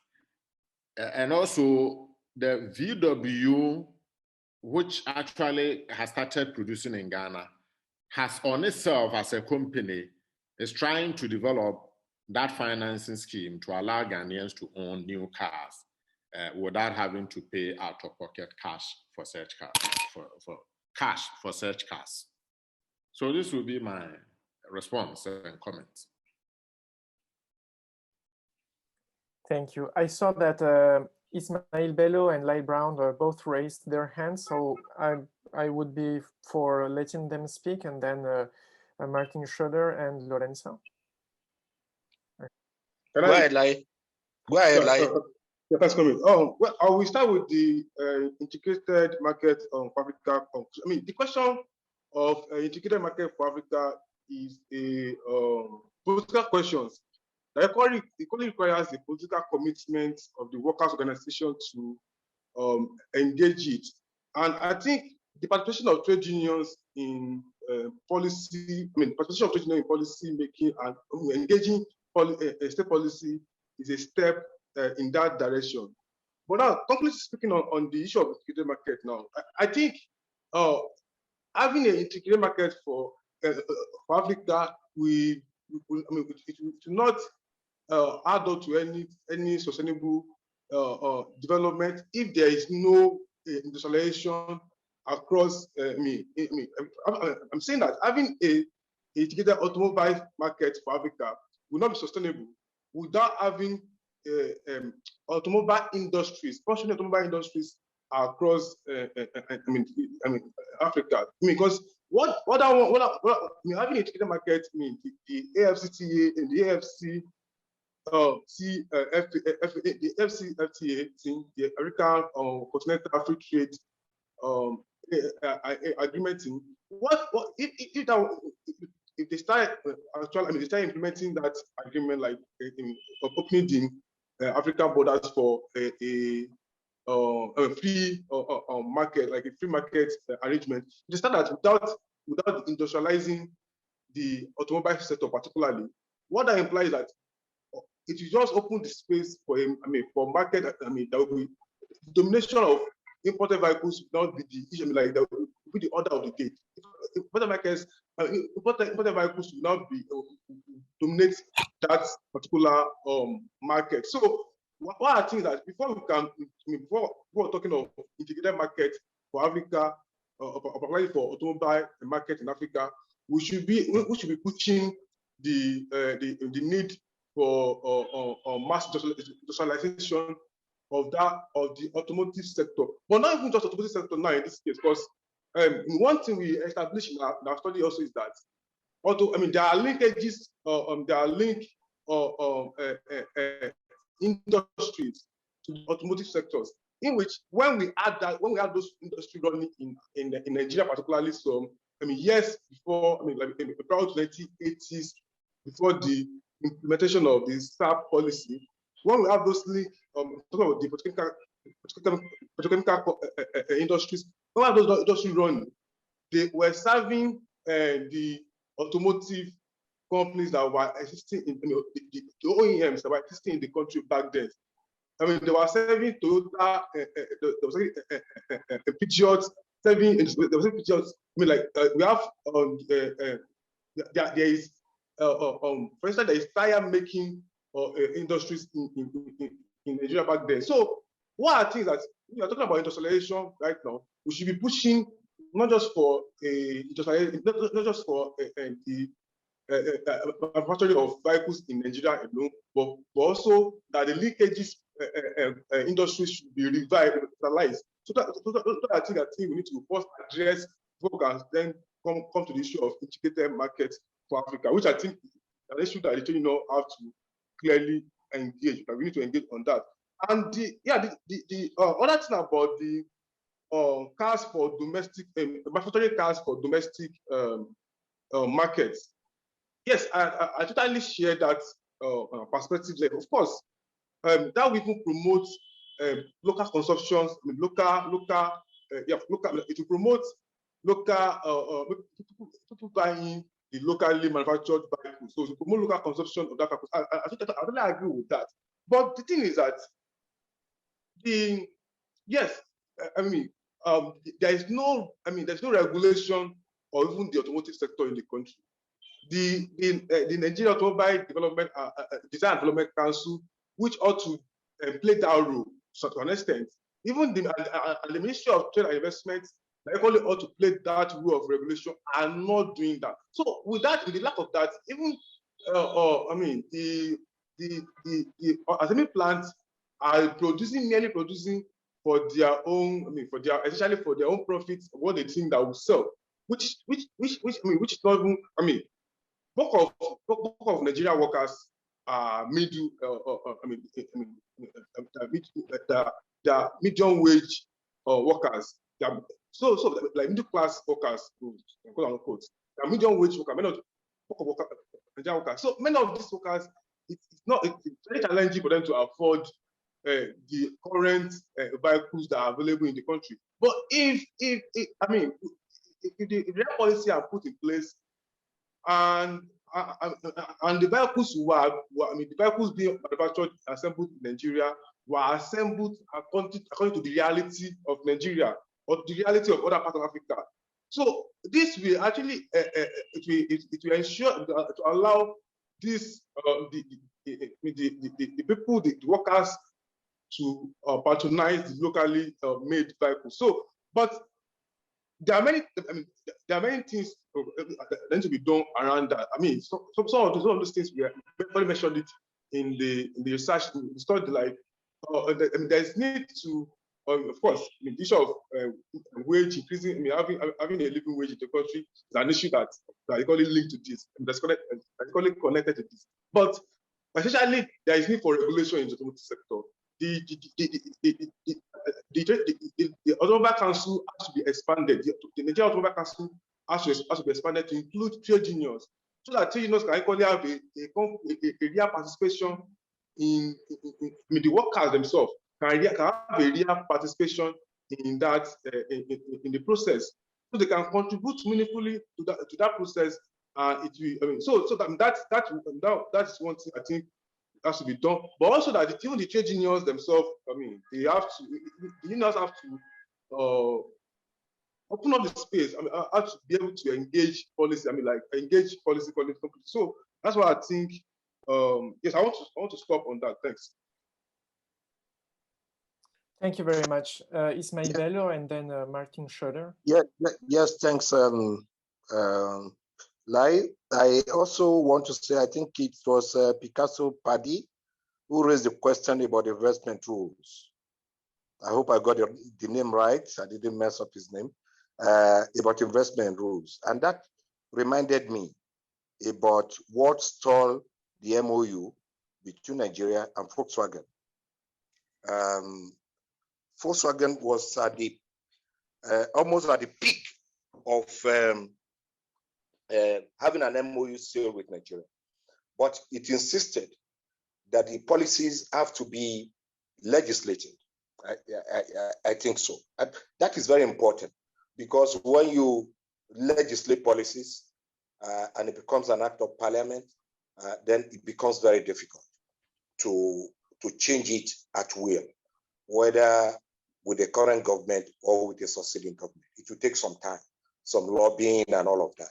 And I think that's important in terms of making policies sustainable, because like Dr. Kwabena said, there's a lot of pressure politically on policies. And when it comes to election and election financing, those behind these second-hand businesses have a lot of financial muscles to be able to finance elections and in return seek favorable policy that will also promote their business. So what I'm saying in essence is that for industrial policy to be sustainable, we also have to push for it to become an act of parliament, to be legislated upon. There are quite a number of issues that are raised around regional integration, whether at the ECOWAS level or the African level. Has been a very challenging area, even though the African Continental Free Trade has raised a window of opportunity, which we hope we can learn from the failures of the past and be able to harvest a possible gain of an African-wide market. But for the auto sector, he also raised a question around the local market. Nigeria, for instance, can possibly survive on the local market if things are probably correctly organized. Ghana may not be able to. So it's very important to look at this. And like you said, when you put investment in Ghana, you put investment in Nigeria, and the market opportunities are constrained, one thing will happen. There will be pressure somewhere. And most often, the working people may be at the receiving end of this pressure. That investments will want to go in the direction where the conditions for labor are cheapest, where the conditions for labor are worse. So those are some of the issues. But another important point that came to my mind is also the problem of economic instability, particularly with regards to foreign exchange stability. I think this is very crucial for the auto sector. And I really don't know how countries on the continent will be able to work around these issues, because there needs some measure of macroeconomic stability to be able to harvest gains of investment and for people to benefit from that kind of investment. Because take the question of vehicle financing. It requires that the workers earn income, and that this income is reasonable to be able to aspire to own a vehicle, whether directly through direct purchasing or through vehicle finance. So that's also an area that is often ignored when we talk about some of these issues. Vehicle financing, Nigeria played with it. Over the last 3, 4, 5 years, there has been all kind of discussions, all kind of commitment, yet it's there to come back to life. So that's why it's important to weave all of these things together as a policy, possibly legislate them, and find the political will and political commitment to ensure that these things work. Thank you very much, Ismail Bello. So I think Martin Schroeder has a question. Okay, hi, can you hear me? Okay, excellent. I just want to follow up on Tommaso's question about regional cooperation. So I'm more an expert for ASEAN, and I'm just wondering if there was ever the idea to do something similar to ASEAN, that instead of having free trade and everybody's competing against each other, you set up a scheme that everybody gets to keep their industry but exchange parts, so that some countries are making engines, some are making transmissions, some are making other parts. Was that ever in play for Africa? Because I don't know really a lot about African automobile industry. So I would like to know if that is the case or if that's realistic. Because many of you mentioned that there's just SKD, so maybe the industry is not ready for that kind of cooperation. I'm not sure. Thank you very much. Lorenza, if you want to continue. Yeah, I don't know whether I can quickly respond to that. Yes, but quickly. Well, just to say that it's a very brilliant idea, very big possibility to avoid unnecessary competition. That would be a very brilliant one. But again, a lot of political will would be required to make that possible. Wow, that was quick indeed. Thank you very much. No, I just want to briefly comment and agree with what my colleague said before, still building on what the points that Tommaso raised and adding a few things. So on the issue of regional integration, yes, there are initiatives. If you want, Tommaso, you remembered well that Anthony Black has written on this. I also worked with him and with others on the possibility to build the regional value chains in Southern Africa. So if people are interested, I can also share other references, but There are initiatives, in my view, though, and I agree with what Lai said, this is indeed an opportunity to create an extra market whereby in many countries in sub-Saharan Africa, there is always the big limitation of economies of scale. I mean, I was having a meeting this morning. There are capabilities, productive capabilities at local level, but volumes and economies of scale remain one of the main issues, also acting against the localization of component manufacturing. So all the time, one of the possible solutions is indeed the creation of a regional market and a regionally integrated value chain. However, in my view, the problem is, again, political integration, because this should not be simply an initiative led by companies, where in the end you will have not only companies crossing the borders, as it happened, for example, always to look for competitive advantage to lower costs, like you had from South Africa to Lesotho, for example, crossing the border. South Africa had an expertise in building leather seats, and two of the main companies producing leather seats crossed the border because in Lesotho there's less unionization than in South Africa, and labor costs are lower. So if you leave if you leave the integration only to manufacturers, then you have these imbalances.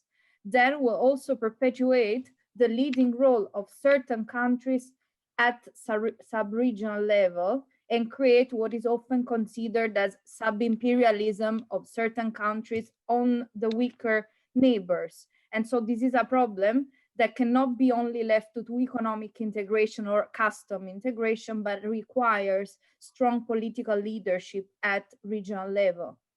And the creation, as we were saying, on the labor side, of regional networks, also of unions that supervise the process.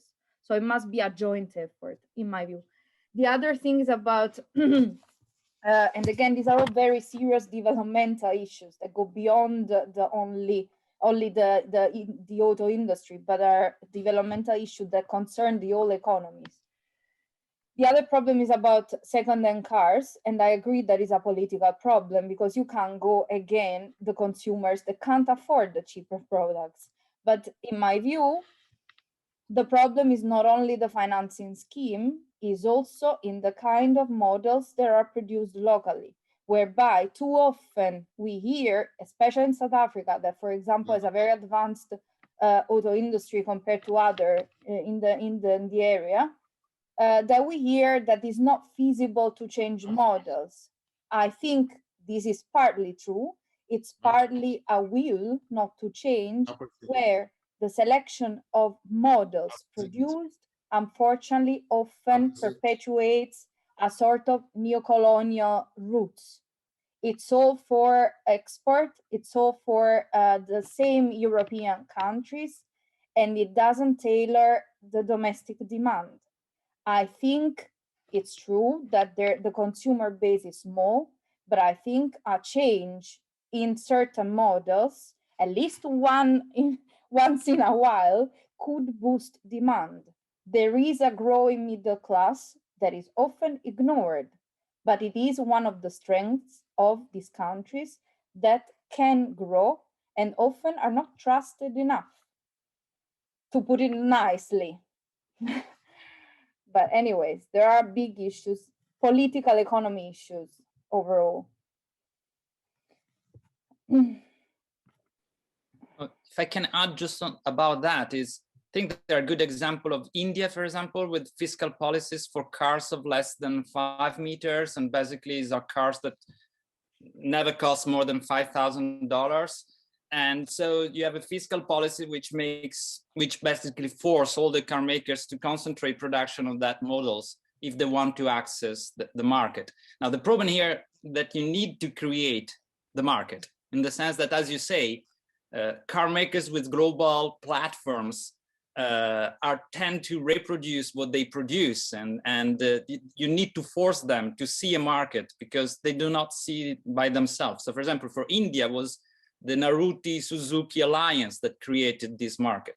So you had the producer of a mini car from Japan, which is a very specific type of model, and the national champion that was created by it was a member of the family of who was the creator? It was really national champion. So they made the alliance and they created. Yeah, I don't remember. And then they really tailor the fiscal policies to, and they create also the credit policies. So the banks were involved, and that's what has created the booming market for India. And where Maruti Suzuki had like 70% of the market share in 2001 or 2002. And then they open up, and all the other players play the same game because the market is there now and is growing. So this is important to having national champions, or having companies in which the state has a stake, a vision, and industrial policies and market regulations, and you need perhaps a foreign partner who is willing to bring the technology or the know-how.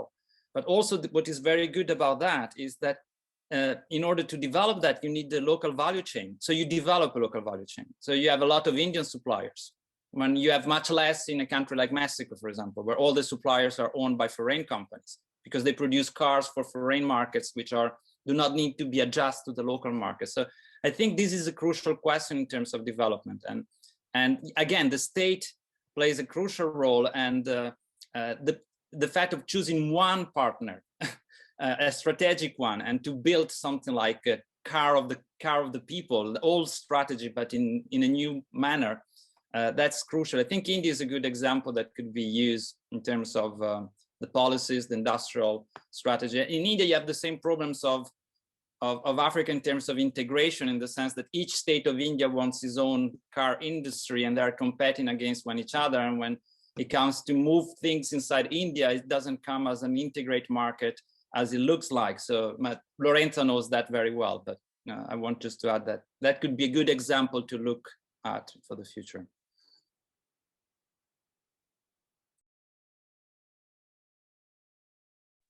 Thank you. I don't. I think Ismail Bello raised his hand. Or is the old end? Yeah, Ismail? I'm not sure. Yeah, I think I've spoken. The hand that is suspended. Okay. I have a couple of other questions, which are really just really quick one. One is about battery production. So we know that electromobility is coming, and we know that all the raw materials, I mean, the main raw materials that are required for battery production are in Africa. And then, well, we know that for cobalt, for example, Congo is a crucial place, but we know that there are new materials that can be found in other places in Africa, and there is new, so this is coming. And so what are the chances for African countries to manufacture batteries? I mean, why not? They have the raw materials. Actually, they do not control it because it's controlled by foreign multinational companies. But this is going to this is the oil. I mean, you have also oil, but this is really the oil of tomorrow. I mean, these materials will become crucial. And these are, I mean, the prospects of manufacturing batteries is a crucial issue in Europe as well right now, that needs to build its own battery value chain. So what about the batteries production? Is there any projects for creating factories there, or at least the processing some of the industrial process, or not at all? And the second question is about the Chinese. So we have heard that most of the investors are Chinese. What is interesting about the Chinese private car makers is that they produce different type of cars that might be those that the African middle class can buy, because they're in kind of low-cost production, if you look like Geely or BYD. Or so what they're doing, and what are their strategies? They just because they do not really have access to the European market so far and the American market. So for them, the African market could be really a strategic place where they can sell their products, which are relatively cheap by comparison with what are produced by Western producers. So what the Chinese are doing, and how do they approach in the question of labor? Because we know that well, they're not used to social dialogue at all, and Even in China, is about core workers who have private contracts, which are relatively good, and migrant workers, which have really bad working conditions. And of course, the Central Communist Trade Union is not a trade union, so it doesn't really institute in social data. So what are the strategies of Chinese car makers, what they're doing, what are their prospects, and how they deal with labor in Africa? Just to say that I shared with you one interesting study that has just been produced on the possibility to build a lithium-ion value chain in South Africa, so a battery. So it's there in the chat, and I just wanted to invite maybe Sisay on the issue of China, because the Chinese presence, especially in East Africa, is important, not only in Ethiopia, but in other countries as well. And perhaps leave some minutes to Georg, if before we conclude, you want to share your experience across African countries on these issues. I see that, okay, there are more comments. So before you all leave the meeting, I also invite you to read the inputs that are coming in the chat. Thank you. Okay, shall I say something? Hello, Lorenza, can you hear me? Okay, when it comes to the Chinese investment in Ethiopia, especially in the other sectors like textile, garment, and that's very visible. Recently, Lifan and other Chinese brands are very much dominant in the local market. The Chinese have very multiple advantage rather than, for example, sometimes Lifan has a trade union, but there is no strong trade union that enforce or negotiate better working condition with the Chinese.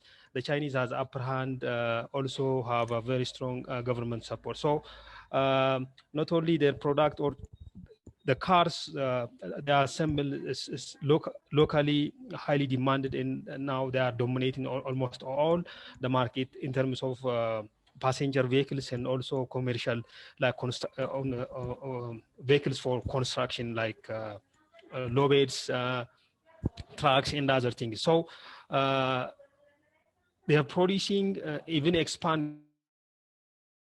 Well, it's a shame. I don't know if anyone wants to continue until he returns.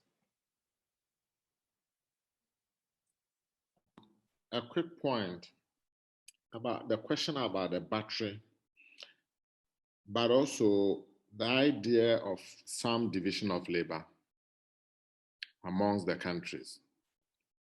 I mean, it set me thinking that when you talk to our policymakers, they look at a car that you've been able to manufacture a VW or assemble a VW in Accra with very little regard for all the things that lead up to producing that VW and the potential for making those things.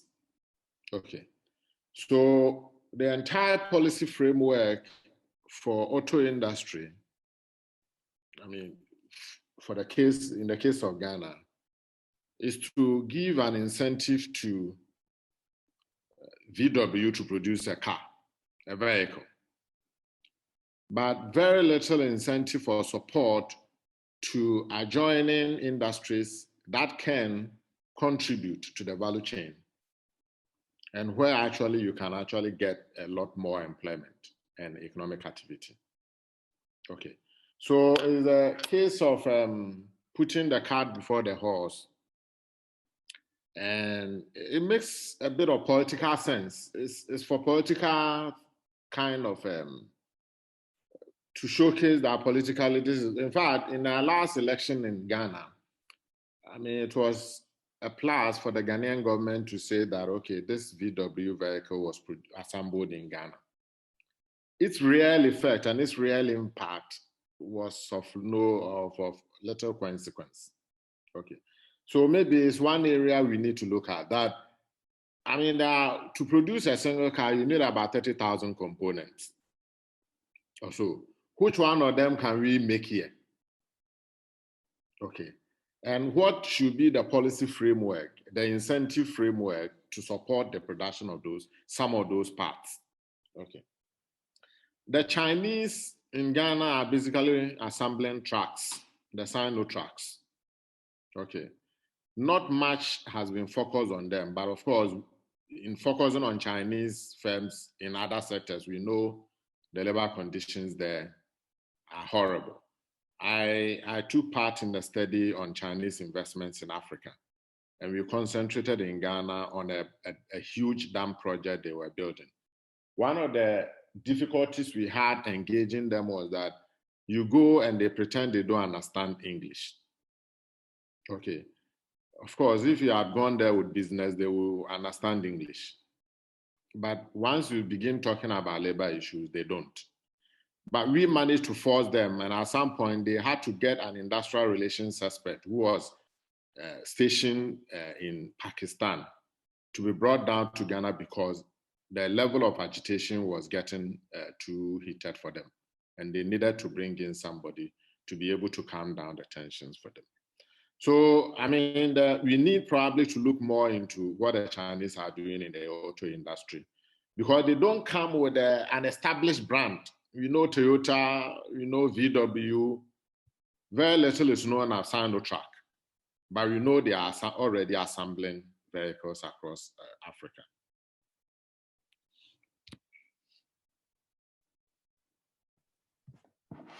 Sisay is Thank back. you. Sisay, yes, Sisay, do you want to finish your intervention? Hello? Sorry, I was lost because my connection is not good. Just earlier, as I've just briefed you that the Chinese auto sector is very visible and growing very fast. But the problem is sometimes they have unions, but the unions are not strong enough to sit down with them and bargain, and they have a full support of the government. And in all Chinese investment, including automotive, the working condition in general is very bad. So they have full confidence that any trade union cannot challenge them or cannot get in line with their interests. So it doesn't matter whether they have trade union or not. The low wages and other bad working conditions still persist because the very strong commitment they have made with the government. This is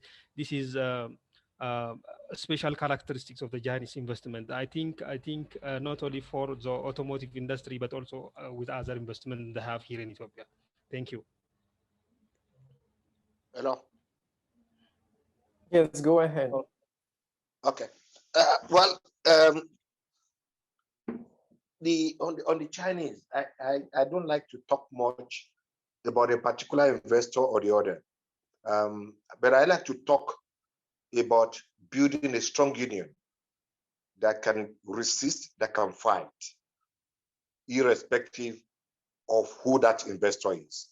I like to talk of a regulatory framework that sets standard that is uniform for all. That's what I like to see. And that's why we need to think about how to get a policy that sets rules and regulations for the industry. That's why I like to talk about how do we build union power at national level and across the continent. The other question I would like to address is about the local content.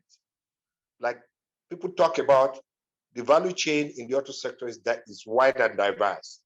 And we are not reinventing the wheel. In Nigeria, for instance, before structural adjustment destroy manufacturing, generally, Nigeria had reached a stage where almost 30% of the automobile components were made in Nigeria. tires were fully made in Nigeria for all kinds of automobile that were manufactured. Batteries were made in Nigeria. I think we lost him too. There were furniture, batteries were made, yeah, the windscreens and all of that. So there has been some level of advancement. And if you want to talk about industrial policy now, we must find a way to connect all of those subsectors to ensure that we rebuild a vibrant auto sector. Thank you. Thank you very much. Perhaps for the last intervention, we could leave Georg to say a few last words. I don't know. I don't know if Kenny still around. I don't know if you get a bit of an overview on the Chinese, if you want to come in here. Just one word on batteries. We're just launching a battery supply chain project here in the IndustriALL. And so we're getting a close look into some of the OEMs and their battery supply chains. And this is interesting. First of all, it's really complex things, and then you find out easily that 80% of the battery supply chains are Chinese controlled. And so that makes it really, really difficult. So we're now trying to look into this a bit more also from a research point of view, how to, because we don't really fully understand, to be honest, how is that if there's an OEM or there is like a US, European, or Japan-based company with some values and so on and so forth, and they have the suppliers. Now, how do they control their Chinese suppliers?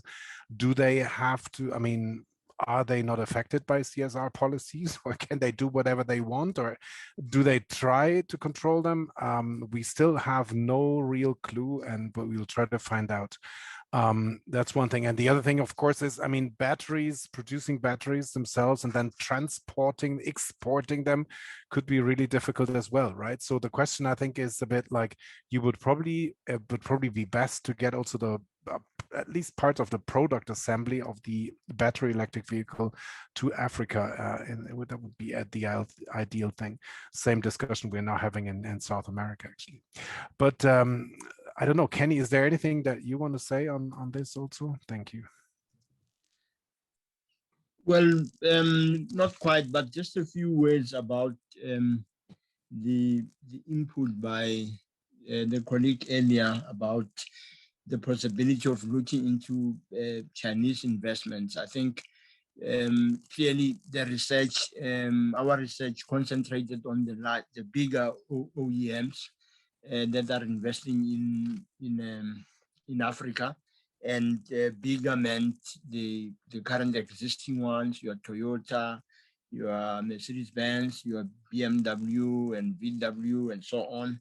And so looking at the Chinese auto manufacturers will be an interesting thing to do, to trace where they are at the moment. Ethiopia has got that significant number of vehicles from China, the Sinotrucks in Ghana. So it may be something that can be looked at, but certainly the point about the fact that this Chinese vehicles are likely to be cheaper than the larger OEMs, and therefore may be favorable to the African market, is one point that is appreciated. And I think that one stumbling block is that there is a negative perception, or should we call it perception, about Chinese investments, and most of that coming from how Chinese treat its labor force. And so politically in Africa, that perception exists in all the sectors, whether it's mining of products that contribute to auto manufacturing or any other chemicals. If there is Chinese investments, there is some form of negative perceptions. Perhaps it will be interesting for future work to look at how this Chinese companies and Chinese investments in the auto sector play out. What is the level of investments in Africa, and what are the conditions of employment in those sectors. But yeah, I appreciate the points which have been made, and I think that makes for more thinking from our part as IndustriALL regional office and the affiliates in Sub-Saharan Africa. But overall, I was very impressed with the level of discussions from colleagues, and I certainly learned a lot of things from the discussion. Thank you.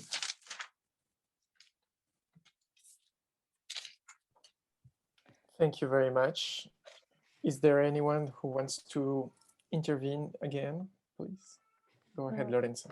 Yeah, just to close, once again, I would like to thank all the colleagues from IndustriALL and FES for launching and supporting this project, but also our colleagues from the other 4 countries that were not represented today, namely Namibia, South Africa, Rwanda, and Kenya. They were also part of this project. Other 2 things, if you are new to the Gerpisa network and you have research that you want to share, we will have an international colloquium that happens on annual basis. The call is open until the 29th, and you find all the details on the website. And the last thing is, I hope, I mean, this is what was a quite exploratory theme within Gerpisa, not for the subject per se, but for the area that we covered. I'm happy for all those that are interested in organizing other initiatives or joint events, or with a focus on the auto industry in the Global South. I'm happy to be a reference if you want to contact me for other events and research collaborations. Please get in touch with Gerpisa and with me if you want. Thank you very much, all of you, for staying with us. Thank you for all, to the colleagues that intervened and that connected over and over despite all the technical issues. Thank you so much to all of you. Thank you very much. See you next time. Goodbye. Bye. Thank you, everybody. Bye. Bye. Bye. Thank you, everyone. Thanks again. Bye. Thank you, everyone.